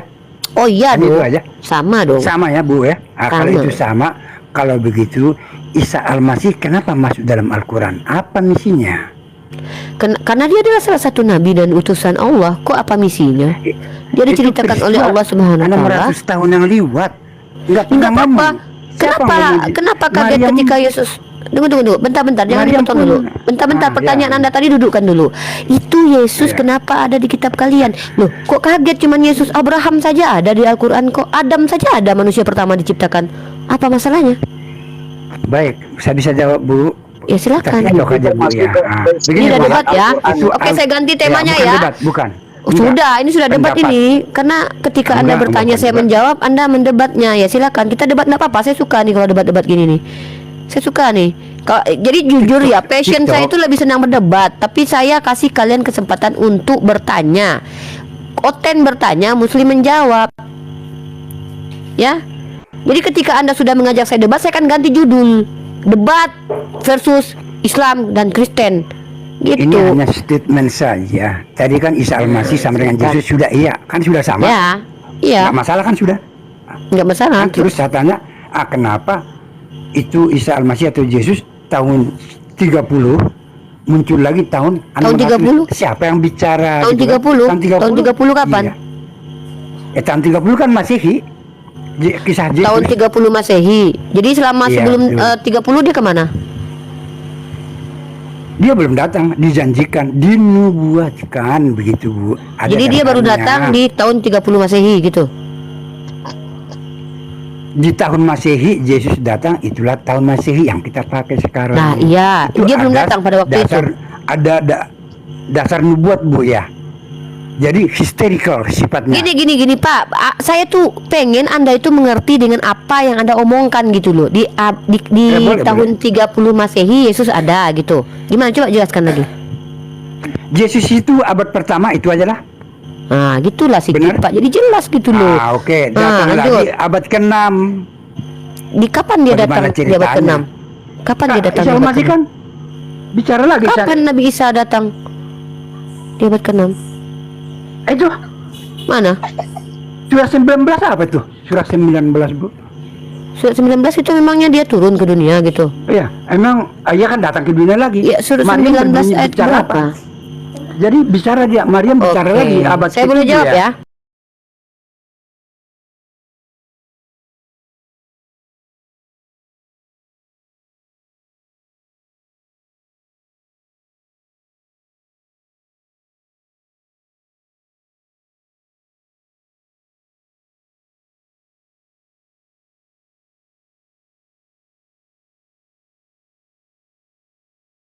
Kepadanya disampaikan firman, kisah, larangan, perintah, hukum-hukum yang disebut dengan kalamullah, yang disebut dengan wahyu Allah, yaitu Al-Quranul Karim yang kami pegang saat sekarang ini, yang dimana di dalamnya termaktub kisah-kisah umat terdahulu, termasuk kisah-kisah Nabi Isa alaihi salam. Jadi Allah Subhanahu wa taala menceritakan kembali peristiwa yang pernah terjadi sebelumnya terkait tentang para nabi. Di antaranya Allah menceritakan bagaimana Nabi Isa alaihissalam itu ada, dan dia membawa kitab yang disebut Injil untuk memberi keselamatan kepada Bani Israel. Nah, masalahnya adalah kemudian Bani Israel membuat tipu daya. Lalu Allah membalas tipu daya itu, lalu menjadikan Nabi Isa manusia yang diselamatkan oleh Allah, tapi terlihat teraniaya atau terlihat terbunuh oleh orang-orang pada waktu itu yang sebenarnya mereka hanya praduga, prasangka, tidak yakin dengan apa yang mereka bicarakan. Mari kita lihat di kitab Anda, apakah kepastian Yesus disalib itu ada? Oh tidak, saya bisa buktikan itu, tapi itu tema lain, kita tidak mau debat. Nah, baik, jadi apa yang Anda pertanyakan tadi, syubhatkan tadi bahwa Nabi Isa muncul, itu terbantahkan. Karena hanya Anda satu-satunya manusia dari abad pertama Masehi sampai detik ini yang menyatakan Nabi Isa kok muncul di abad ke-6. Cuman Anda baru orang yang bilang begitu. Nggak ada lagi skolar Kristen pun belum ada yang bawa syubhat seperti ini. Jadi Anda salah. Minimal Anda ngerti dulu apa itu Al-Quran. Nah, gitu ya. Silakan. Boleh bertanya lagi ya, enggak apa-apa. Saya nggak perlu sangkal, nggak perlu Bu ya. Saya tanya lagi Bu. Di sini kan open bertanya. Iya betul. Seandainya nih Allah pernah berbicara dalam Al-Quran, mungkin saya akan pertimbangkan isi Al-Quran. Tapi Allah belum pernah berbicara Bu. Jadi yang bicara dalam Al-Quran siapa, untuk siapa, maksudnya apa? Ya, benar. Oke, benar. monggo. Saya berharap Anda ini memang orang yang mengerti dengan apa yang Anda bicarakan. Pernyataan Anda tadi adalah seandainya Allah pernah berbicara dalam Al-Quran. Ini dia. Ini perbedaan kitab saya dengan kitab Anda. Di kitab Anda itu Tuhan Anda ngapain tuh diceritakan orang. Jadi kehidupan Tuhan Anda tuh berdasarkan cerita orang gitu loh. Yesus lagi makan ikan goreng, Yesus disunat, itu berdasarkan cerita orang yang mana orangnya nggak tahu siapa. Ini perbedaan Al-Quran. Sementara Al-Quran adalah perkataan Allah untuk hamba-hambanya yang diberikan melalui perantaraan malaikat lalu disampaikan kepada para nabinya. Maka apapun yang ada di Al-Quran semua perkataan Allah. Jadi tidak mungkin ada narasi bahwa Allah sedang berbicara dengan Nabi. Itu sudut pandang orang ketiga, Pak. Di kitab Anda memang betul bahwa Yesus disunat umur ke-7. Enggak tahu itu siapa yang lihat itu. Sampai-sampai dia bisa membuat sebuah narasi bahwa Yesus disunat hari ke-7. Bentar dulu, sabar dulu sebelum selesai. Jangan begitu. Ya, ini saya ini sedang mengajari Anda gitu loh. Jadi para guru itu ketika mengajar muridnya itu tidak mungkin muridnya langsung paham. Saya harus memvalidasi dulu apa benar Anda paham dengan pertanyaan Anda. Pertanyaan saya, apakah kitab suci itu adalah perkataan Tuhan atau perkataan manusia? Coba Anda jawab dulu. Baik, saya bisa bertanya sekalian ya. Nah, aduh, Pak, saya memvalidasi bahwa pengajaran saya tidak sia-sia gitu. Saya tidak mau saya capek-capek mengajar Anda tapi sia-sia gitu loh. Saya mau bertanya kepada Anda. Pertanyaan saya, apakah Anda pernah berbicara Allah enggak, itu sajalah. Iya, semua perkataan yang semua surah Al-Quran adalah perkataan Allah. Semua. Yang mana? Semua. Siapa yang jawab? Dia berbicara yang jawab. sama siapa? Emangnya Allah sedang tanya jawab? Dia berbicara kepada siapa, Bu? Kepada kami, kepada Nabi Muhammad SAW disampaikan kepada kami. Contoh, katakanlah. Loh, kan Allah sedang tidak tanya jawab sama saya. Memang ada pernyataan bahwa Al-Quran adalah tanya jawab Tuhan dengan hambanya. Emangnya di kitab Anda ada gitu tanya jawab? Kalau begitu retorika dong namanya. Makanya saya tanya, kitab suci itu definisinya apa? Perkataan Tuhan atau perkataan manusia? Saya tanya balik ke Anda, jangan-jangan Anda tidak paham apa arti kitab suci gitu loh. Kitab suci itu perkataan Tuhan. Nah, oke, perkataan Tuhan. Manusia. Bagus. Oke, kalau begitu bagaimana dengan surat-surat Paulus? Apakah itu kitab suci?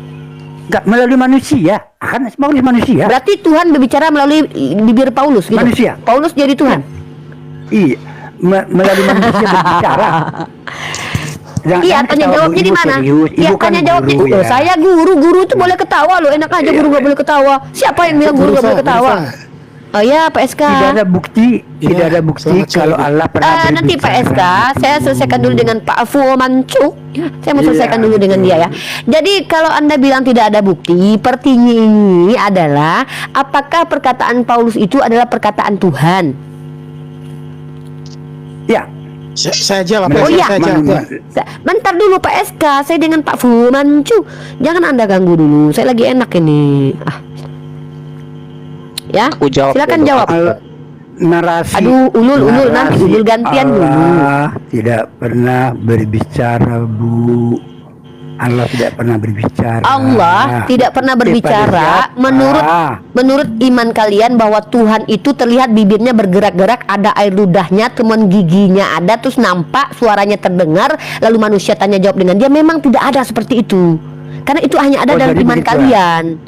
Iya, itu cuma ada di iman kalian, di mana Tuhan kalian berbicara bibirnya bergerak-gerak, lalu ada kumisnya turun naik, kemudian ada ludahnya, butuh support ikan goreng untuk membuat air ludahnya tuh muncul, dia butuh makan, butuh minum. Iya, itu hanya ada di iman kalian. Kita sepakat bahwa kita beda, bahwa Allah itu tidak mampu dideskripsikan oleh manusia. Nah, sekarang pertanyaan saya, perkataan Paulus adalah perkataan Tuhan?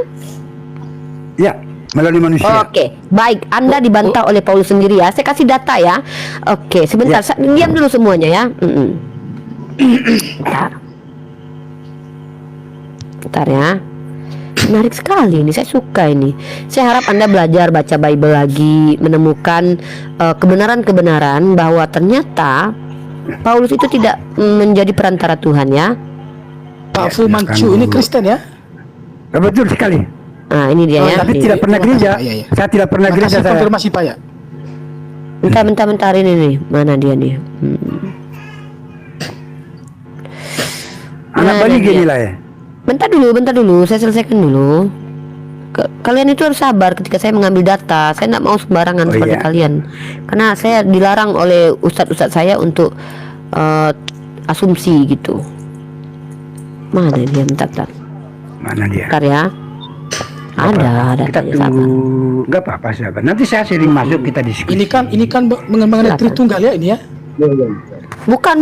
Ini Oten bertanya, saya menjawab di sini. Ya, jangan bicara di Tritunggal dulu. Aku pun tak paham itu Tritunggal. Nantilah itu. Aduh, Maksudnya bahaya 2 ini Oten Korintus. nggak paham Tritunggal. Ini Berapa 2 Korintus? Ayat berapa? 11. Yang dia tidak menyampaikan firman Tuhan ya. Ini kita 2 Korintus ayat 11. 2 2 Korintus Korintus ayat 11 17. 2 Korintus 11 17. Tapi mungkin itu apa bukan gitu maksudnya. Ini iya betul. Kan kata Pak Fu Mancu, dia mengatakan bahwa perkataan Paulus adalah perkataan Tuhan gitu. Jadi kita ajarkan dia, ajarkan dia bahwa ternyata perkataan Paulus bukan perkataan Tuhan gitu. Saya ini orang yang humble, mengajarkan banyak orang. Oke, Fu Mancu tolong di mute dulu ya. Oke. Oh ya. Baik. Di mute dulu. Saya lagi mengajar Anda. Baik. Di sini 2 Korintus pasal 11 ayat 17, Paulus itu menulis surat. Apa yang aku katakan, aku mengatakannya bukan sebagai seorang yang berkata menurut firman Tuhan, melainkan sebagai orang bodoh yang berkeyakinan bahwa ia boleh meremegah. Di sini Paulus mengatakan dia berbicara bukan berdasarkan firman Tuhan. Anda dibantah Paulus sendiri. Jadi saya harap Anda diskusi dulu sama Paulus. Ya. Paham? Boleh saya jawab? Konteksnya baca dulu apa Bu ini. Tunggu, 2 Korintus berapa, Bu? Korintusnya 2 Korintus pasal 11 ayat 17. Bukan Iya, betul itu. Itunya konteksnya apa yang di atas. Tadi apa kok itu tuh? Konteksnya adalah tentang, nggak ada konteks ini. Oh, Paulus tidak mementingkan diri, konteksnya. Ada. Ya, konteksnya Paulus yang tidak perlu, mementingkan Bu. diri. Bu Rifa. Ini maaf saya Iya. Satu-satu dulu. Siapa yang menjelaskan ini? Dulu. Ini sudah Saya berganti. Ini ya. Kita ganti judul dulu ya teman-teman. Ini sudah masuk Sama. ke ranah diskusi Masih sama Islam nih, Bu dan Umi. Kristen. Beda. Masih Udah sama. beda nih. Diskusi Pertanyaannya sama kan Oten kok sebenarnya. versus Islam. Masih sami Udah, mawon ini masuk itu. diskusi ya. Ini masuk diskusi ya, bukan lagi Oten bertanya ya. Jadi kita akan bertanya balik nanti kepada mereka, guys. Udah ada ini ya, 3 Muslim, Ustaz Alif, Ustaz Ahmad Al-Sudi, saya dan 3 teman Kristen. Di sini ada SK, Ululuddin dan Fu Mancu. Silakan kita berdiskusi dengan cara baik. Apakah karena SK masuk jadi mulai diskusi ya, tidak lagi Oten bertanya ya? Nggak tahu ya, karena tadi sudah mulai kalian ingin menjawab. Karena kalau kalian menjawab maka tidak bisa, judulnya adalah Oten bertanya ya. Jadi kita lanjut diskusi, ini part 2 ya, dari part ketiga. Part pertama tadi sudah kita lalui. Baik, sekarang kita angkat tema tentang apakah itu perkataan Tuhan atau kitab suci. Di copy Ustadz Ali, Pak Ustadz Ahmad Al-Sudi. Persiapkan teman-temanku yang bertiga dari pihak Kristen, Apa ini? data-data literasi ya. Kita bahas tentang kitab suci, definisi kitab suci, kemudian turunannya adalah bagaimana kita memahami kitab suci itu, perkataan Tuhan kah, perkataan manusia kah, atau karangan manusia. Nanti kita bahas itu. Oke, Ustadz Alif. Silakan teman-teman Kristen yang bertiga, kalian jelaskan definisi kitab suci menurut perspektif kalian. Kami bersabar menunggu pernyataan kalian. Dimulai dari Fu Mancu, SK dan Ululuddin. Go. Aku dulu. Baik, kita jangan mengulangi lagi apa yang kita sudah sepakati. Dalam artian Ibu sudah baca 1 Korintus 11 ayat 17 tadi. Jadi jangan mundur lagi apa definisi kitab suci. Mundur kita sudah lewati itu, Bu. Sorry Pak Fu Mancu, saya sudah mengganti tema diskusi pada sore kali ini, diskusi Oten versus Islam. Kalau Anda tidak bersepakat takut untuk membahas ini, Anda saya gantikan dengan Pilatus ya. Karena banyak teman-teman Kristen yang bisa menjawab menurut mereka loh ya, tapi saya ragu mereka mampu jawab. Silakan Pilatus, ajukan diri Anda, jangan cuma keluar-keluar di typingan saja. Saya akan mengganti Anda dengan Fu Mancu yang mampunya hanya bertanya, tak mampu diskusi. Saya akan naikkan kamu. Naikkan ke roomnya Rifa Pilatus. Waduh, manja kali kau Pilatus, nggak bisa kau rupanya naik sendiri. Udahlah minta naik, nggak bisa pula naik sendiri. Coba kau itu dulu kirim permintaan Pilatus ya. Fu Mancu, apakah Anda bersedia diskusi atau hanya mampu bertanya? Kalau Anda mampu bertanya, besok saya buka lagi room bertanya untuk Kristen. Gimana? Apa saja saya mau. Itu ku jawab Yang dulu penting tadi Oke. itu ya. Baik, baik. Ku jawab Fumancu, dulu tadi. saya ganti Anda Ku jawab. dengan Pilatus ya. Bentar dulu. Ku jawab, Bentar nggak dulu. masalah. Ku jawab dulu. Ulul, bentar Ulul. Jawab Nanti dulu. Fumancu, Eska, saya jawab tunggu dulu, Anda ya. di kesempatan Oten bertanya selanjutnya. Berikan pertanyaan yang sulit yang tidak mampu dijawab kalau bisa ya. Terima kasih. Oke, jadi hari mengajar sudah selesai. Mari kita berdiskusi, guys. Kita angkat Pilatus. Loh, mana Pilatus? Pilatus. Mana Pilatus tadi? Kok lah? Mana dia? Halo. Hari bermain. Ya, silakan Pilatus, ajukan diri Anda. Yang tolodong Kristen atau Muslim, yang tolodong mau naik silakan minta permintaan naik ya, yang tolodong atau Pilatus. Saya suka ini kalau banyak teman-teman Kristen yang sudah mulai berani. Kami kehilangan teman-teman Kristen beberapa hari. Aku dulu. Oke, silakan Ululudin. Itu tadi mengenai yang dibilang itu, apakah firman itu firman Tuhan semua di dalam isi Alkitab itu? Kalau saya jawab itu firman Tuhan sebagian dan juga kisah manusia yang mengikutinya. Jadi bukan artinya firman Tuhan langsung keluar dari mulut Tuhan itu memang ada, cuman kisah yang mengikutinya itu kisah manusia. Jadi artinya bukan semua firman Tuhan di dalamnya, gitu. Oke, berarti menurut Ululudin setengahnya perkataan Tuhan, setengahnya perkataan manusia, gitu ya Ulul ya? Kisah yang mengikutinya. Artinya Kisah-kisah mengikutinya. iya. Oke. Definisi kitab suci mungkin lebih Anda perjelas lagi, bagaimana Anda memahami sebuah kitab suci itu seperti apa? Silakan. Ya, kalau firman Tuhan itu karena ada juga sejarah itu memang ada juga dari perkataan dari firman Tuhan, ada memang dari keluar dari mulut Allah, ada juga sejarah, artinya kisah-kisah yang sejarah dulu diceritain gitu kan. Jadi kalau menurut aku ya firman Tuhan itu memang firman Tuhan ya, firman Tuhan. Aku percaya kalau itu firman Tuhan. Oke, silakan yang lain teman-teman Kristen, saya sapa dulu Yanto Lodong. Apakah Anda seorang Kristen? Halo. Selamat sore. Ya, silakan. Bisakah Anda menjelaskan kepada kita bagaimana Anda memahami kitab suci dalam perspektif Kristen? Oke. Selamat sore semuanya. Tapi sebelumnya saya mau nanya dulu, ini diskusinya Oten versus Islam ya? Iya. Halo. Iya, betul. Sebelum saya menjawab, boleh saya tahu Oten itu artinya apa? Orang Kristen ganteng, Pak. Ya, lanjut. Kok kayak gitu ya? Harusnya kenapa nggak ditulis diskusi Kristen aja, Bu? Karena kan biar menghemat kata-kata, memangnya ada masalah gitu, Pak. Toh kita selalu menyingkat-nyingkat, SBY disingkat, Susilo Bambang Yudhoyono disingkat. Agama nggak boleh disingkat. Mana ada itu agama itu? Oten itu kan sebutan buat orang Kristen, Oten ganteng lagi saya bilang. Padahal Oten itu orang tenar itu kalau. Nah, orang tenar itu. Oten itu orang tenar. Itu pujian buat kalian. Ganti aja tapi Oten nggak enak juga sebenarnya kalau didengar ya kan. Cuman kalau kalau disingkat ya orang terkenal. Tapi kayak ini orang terkenal lagi. Judulnya itu. Ganti aja judulnya itu kurang bagus judulnya. Bisa juga kan orang tengik juga itu. Dengar dulu ganti aja Oten versus Orlan biar adil. Oh, nggak mau. Kalau saya dulunya Islam di situ. Kenapa? Ini kan belum saya. Islam berarti Ngana ini cuma mau tertawakan. Loh, memangnya itu menertawakan? Emangnya Anda malu dengan sebutan Oten? Enggak, maksudnya. Boleh saya tanggapi ya. Yanto mau diskusi atau enggak nih? Aduh, gimana ini ya? Kamu tahu arti keadilan ya? Tahu arti keadilan. Yanto kalau nggak mau enggak. Ini room saya, Anda aja yang turun sana. Ini room saya. Lu kok Anda ngatur-ngatur room saya, enak aja. Masuk rumah orang ngatur-ngatur di mana letak kursi orang diletakin. Enak aja. Boleh saya room saya kok Anda yang ngatur gitu. Bentar Pak SK. Gini loh, nggak sopannya kalian itu adalah masuk ke room orang ngatur-ngatur lagi.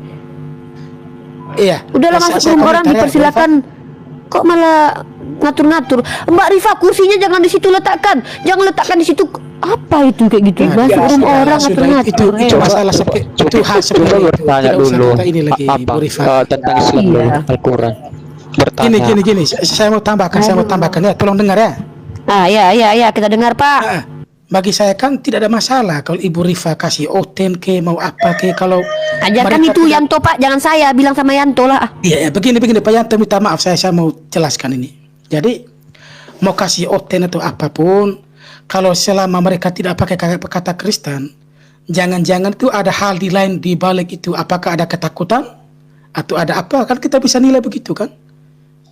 Apakah ketakutan dengan nama Kristen atau apa? Sehingga tidak berani menyebut nama Kristen. Ya kan? takut kami Pak, takut kali kami dengan nama Kristen itu. Nah itu kan makanya tidak apa-apa. Kalau memang takut jadi Kristen, takut jadi apa, kita juga tidak tahu. Itu urusan Bukan. Ibu. Takut kami Pak, takut kena Roh Kudus kami ya. Jadi Iya. Balik laptop aja, balik laptop aja. Tadi pertanyaannya apa? Loh, kok pertanyaannya apa?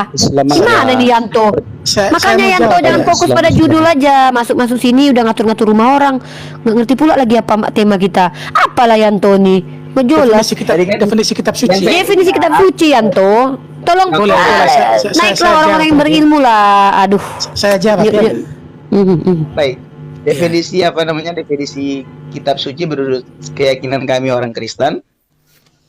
Alkitab bagi kami itu adalah firman. Firman itu adalah firman, dia itu hidup dalam diri kita. Dalam diri kita. Pak Jadi Yanto, kita orang Kristen. yang dimaksudkan kitab suci itu buku Bu Rifa ya? Atau bagaimana? Aduh, Iya. Pak SK, apa aja lah jawaban dia, Pak. Bapak jangan diganggu dulu. Biarkan jangan Tianto menjelaskan Oke, definisi sip. kitab suci Iya, menurut iya, dia. iya, iya. Bapak Nah. nanti dulu. Bapak, aduh, kalau kayak gini habis waktu. Iya benar. Oke, jadi kalau menurut saya pribadi, saya orang Kristen. Kalau menurut saya Alkitab, kitab suci yang saya imani itu adalah firman, dan firman itu dia hidup dalam diri saya. Kenapa saya ngomong seperti itu? Dari tadi saya memang pantau ada beberapa dibilang surat Paulus berarti penyambung lidah atau gimana, bibir-bibir itu ya. Jadi saya berpikir bahwa kalau yang firman Tuhan ada memang yang firman yang benar-benar dari Tuhan, ada yang ditulis. Seperti tadi yang Ibu bilang bahwa surat Paulus itu banyak yang ditulis memang, tapi dia menulis itu bukan berarti dia Tuhan, tetapi dia dapat pewahyuan dari Tuhan. Dalam arti dia mendapat hikmah dari Tuhan. Jadi dia bisa menulis apa semuanya di dalam buku itu yang disebut dengan Alkitab. Jadi bukan berarti Paulus menulis itu dia Tuhan, tidak. Itu. Karena dulu ceritanya Paulus itu ada, kenapa sampai Paulus ini dia bisa dirubah namanya menjadi Paulus. Nah, karena dia sama kayak kita manusia, ya. Kita tidak akan bertobat kalau kita tidak akan melalui diberikan sesuatu oleh yang Maha Kuasa. Assalamualaikum warahmatullahi wabarakatuh. Dengan diberikan sesuatu dari yang Maha Kuasa, sehingga kita bisa menyadari bahwa ya apa yang kita lakukan ini salah sebenarnya. Nah, di situ kita bisa membuatkannya mungkin dalam suatu buku, bahwa kehidupan saya tuh kayak begini dulunya, kayak gini. Jadi saya mau kayak gini. Nah, seperti itu. Gambaran seorang Paulus seperti itu. Paulus itu sebenarnya bukan Tuhan, tapi dia dapat wahyu dari Tuhan dan dia bisa menulis kitab yang dia tulis itu berdasarkan apa yang dia alami. Seperti itu.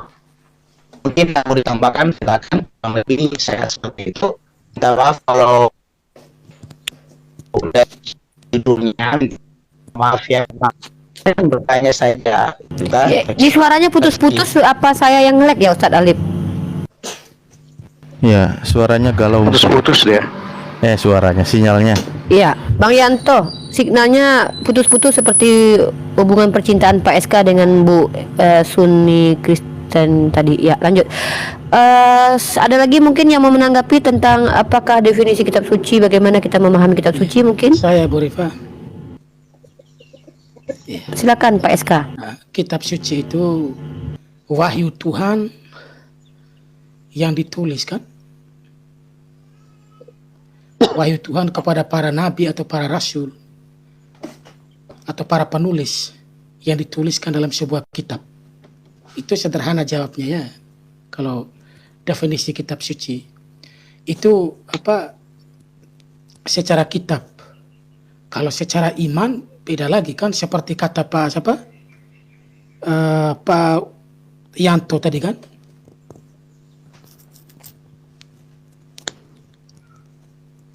Ya, lanjut. Ya mungkin begitu Bu. Mungkin ada yang lain lagi. Iya. Ya, Kalau- ada lagi mau tambahan Ulun?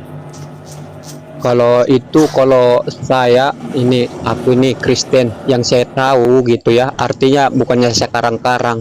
Menurut aku firman itu apa? Hidup. Artinya kita merenungkan firman itu, benar-benar kita renungkan bahwa firman itu memang hidup. Jadi artinya langsung dapat ketemu kita gitu. Jadi benar-benar wahyu.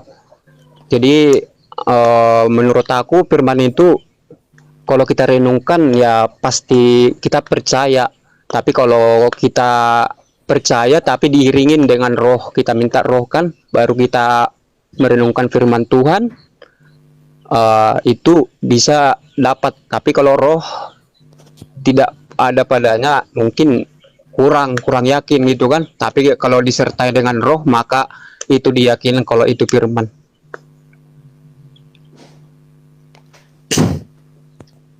Sudah? Kalau menurut sekarang coba menurut Islam Nggak usah di apa, memang kita komparasi nanti. Aduh, kok malah jadi moderator pula Pak SK inilah. Nggak, saya mau tanya karena dari pihak Kristen kan Enggak, saya kan jawab. suruh Kristen. Ini ada Pak Matius juga. Siapa dulu Pak Matius? Di sini kita biarkan kalian sebagai tamu untuk menjelaskan definisi kitab suci menurut pemahaman kalian. Nanti Kalau kami menurut bagi kalian muslim dulu, kami. kalau menurut kalian dulu, Bu Ripah, Iya, ini ada Pak Matius. Al-Quran itu- Aduh, kok malah kalau jadi moderator Al-Quran pula itu si Ulul seperti sama Pak SK ini ya. Kadang-kadang Al-Quran teman itu OT ini seperti apa ya? Saya Apakah lihat firman teman-teman Tuhan OT ini melampaui batas, dikasih room malah jadi moderator dia di room kita. Kadang jadi timer kadang-kadang. Jadi biarkan Gantian. saya yang mengatur. Ini diskusinya di room saya. Nanti Saya kan jadi akan host. jawab. Nanti jadi host lama-lama orang-orang ini ya. Silakan Pak Matius Sobolim, selamat malam atau selamat sore. Pak Matius, ingat di sini tema kita tentang kitab suci. Kita berdiskusi terkait bagaimana kita umat Islam dan Kristen memahami kitab suci. Saya mempersilahkan kalian sebagai teman-teman Kristenku menjelaskan bagaimana kalian memahami apa yang disebut dengan kitab suci itu. Silakan Pak Matius Sobolim. Baik, terima kasih untuk waktunya. Selamat malam, saya di sini. Teman-teman sudah menjawab semua, saya hanya tambahkan saja. Jadi kalau menurut saya kitab suci adalah wahyu Tuhan yang dibukukan. Kitab suci merupakan gabungan dari dua kata, yaitu kitab dan suci. Kalau menurut kamus besar bahasa Indonesia, kata kitab itu tempat apa berarti sebuah buku atau bacaan, sedangkan kata suci memiliki arti bersih. Nah, dalam arti keagamaan seperti tidak kena najis, selesai mandi atau bebas dari dosa. Artinya mandi yang dimaksudkan ada suci. Jadi bebas dari dosa, bebas dari cela, bebas dari noda, maksum, keramat atau murni. Ya, menurut saya seperti itu. Jadi kitab suci itu wahyu Tuhan yang dibukukan. Baik. Kalau ya, Di bisa copy gitu. ya Ustadz Alif ya. Bang Ucok juga nanti di sini kalau ingin menjawab silakan ya. Sembari saya menunggu teman-teman muslim yang ingin menjawab juga nanti ke atas. Saya tunggu Bang Ali dan juga mungkin Bang Zuma mungkin bergabung. Baik, silakan Ustadz Alif, mungkin dari perspektif muslim, apa sih kitab suci, Al-Qur'an apa, wahyu apa, firman apa? Mungkin kita bergantian untuk menjawabnya. Dan nanti juga bisa tanggapi itu pernyataan dari Pak Matius terkait apa itu maksum apa, nanti bisa Ustadz Alif. Silakan Ustadz Alif. Oke, baik. Bismillahirrahmanirrahim. Rabbi shrah li sadri wa yassir li amri wahlul 'uqdatam min lisani yafqahu qawli ya fattahu ya alim. Memang kita menggunakan tema dalam saya awali dulu menggunakan pilihan kata dalam bahasa Indonesia. Namun nanti saya kembangkan, pertama kitab, kedua suci. Betul, tadi juga Pak Matius ya sempat menyinggung kata itu. Pertama kitab. Nah, lalu kita merujuk kitab itu lagi-lagi kami tarik kepada bagaimana pemahaman yang ada di dalam Al-Quran itu sendiri. Contoh ketika mengatakan di dalam surah Al-Baqarah, dalikal kitab, itulah Alkitab. Ternyata Alkitab di situ adalah Al-Quran. Berarti yang dikatakan ini adalah Al-Quran. Al-Quran itu apa? Sebagai petunjuk, sebagai obat, sebagai banyak lagi ya nama-nama lain Al-Quran. Dan ketika kita banyak kumpulkan, maka di situ adalah ternyata kalamullah, atau perkataan Allah, atau ucapan Allah, atau firman Allah yang disampaikan kepada Nabi Muhammad SAW melalui malaikat Jibril. Nah, ketika dikatakan di situ berarti Al-Quran adalah kitab suci. Kenapa dikatakan kitab suci? Karena yang berkata, yang berfirman adalah Al-Quddus, Sang Maha Suci, kan gitu. Al-Quddus itu adalah salah satu nama Allah, salah satu dari sekian banyak Asmaul Husna adalah Al-Quddus, Sang Maha Suci. Maka Al-Quran adalah kitab suci. Nah, bagaimana kita memahami Al-Quran ini sebagai kitab suci? Bagaimana standar informasi yang disampaikan oleh Sang Maha itu, yang berfirman itu, mengenai tentang kitab suci ini, jaminan-jaminannya.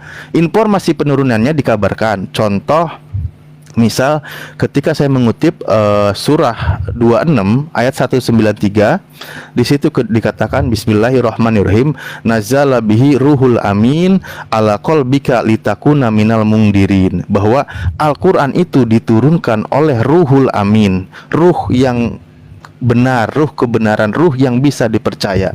Siapa ruhul amin itu? Di ayat lain bahwa ruhul amin adalah ruhul kudus. Jadi karena memang Al-Quran ini adalah firman Tuhan, Tuhan itu yang maha suci, maka kalamnya juga suci, maka yang ditugaskannya juga harus suci. Makanya dikatakan Ruhul Kudus. Siapa itu? Malaikat Jibril di surah Al-Baqarah ayat 97. Nah, ala qalbika, ke dalam hati Nabi Muhammad gitu, bilisanin arabiyyin mubin, dengan bahasa Arab dan yang sangat jelas. Bagaimana cara memahaminya? Pemeliharaannya, Al-Quran juga mengabarkan. Misal turunnya ayat Al-Quran juga diterangkan gitu kan, diterangkan bagaimana tentang bertahapnya. Misal saya mengutip salah satu ayat, saya coba sebentar ya, saya sambil siap. Contoh di surah Al-Isra ya, ayat 106, Bismillahirrahmanirrahim, wa Qur'anan faqara'nahu litaqra'amu 'alan nasi ada tamu. Al-ayat sudah kalau Islam, dan Al-Quran itu telah kami turunkan dengan berangsur-angsur agar kamu membacakannya perlahan-lahan kepada manusia, dan kami menurunkannya bagian demi bagian. Itulah informasinya tentang diturunkannya kitab suci, kundangan. Nah, lalu bagaimana tentang pemeliharaannya? Di surah Al-Hijr dikatakan inna nahnu nazzalna dzikra wa inna lahu lahafidun. Karena ini firman Tuhan yang maha suci, maka Tuhan sendirilah yang memelihara kalimat-kalimatnya. Tidak bisa ada yang menggantinya, tidak ada yang bisa mencampurkannya. Saya coba mengutip lagi surah Al-Furqan ayat 1 dikatakan Bismillahirrahmanirrahim, tabarakalladzi nazzalal furqana ala abdihi liyakuna lil alamina nadiro.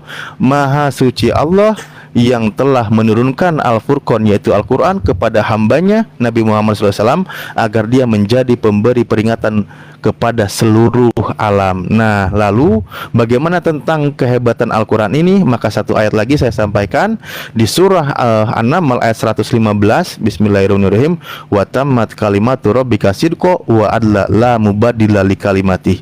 Telah sempurnalah kalimat-kalimat Tuhanmu, kalimat Rabbmu, yaitu maksudnya Al-Quran yang diwahyukan kepada Nabi Muhammad, yang tadi poin awal adalah secara berangsur, maka dengan sebagai kalimat yang sangat adil dan benar, la mubaddila li kalimati, tidak ada yang bisa mengganti kalimatnya. Makanya banyak tentang dalam Al-Quran, wa in kuntum fi raibin mimma nazzalna ala abdina fa'tu bi suratin min misli.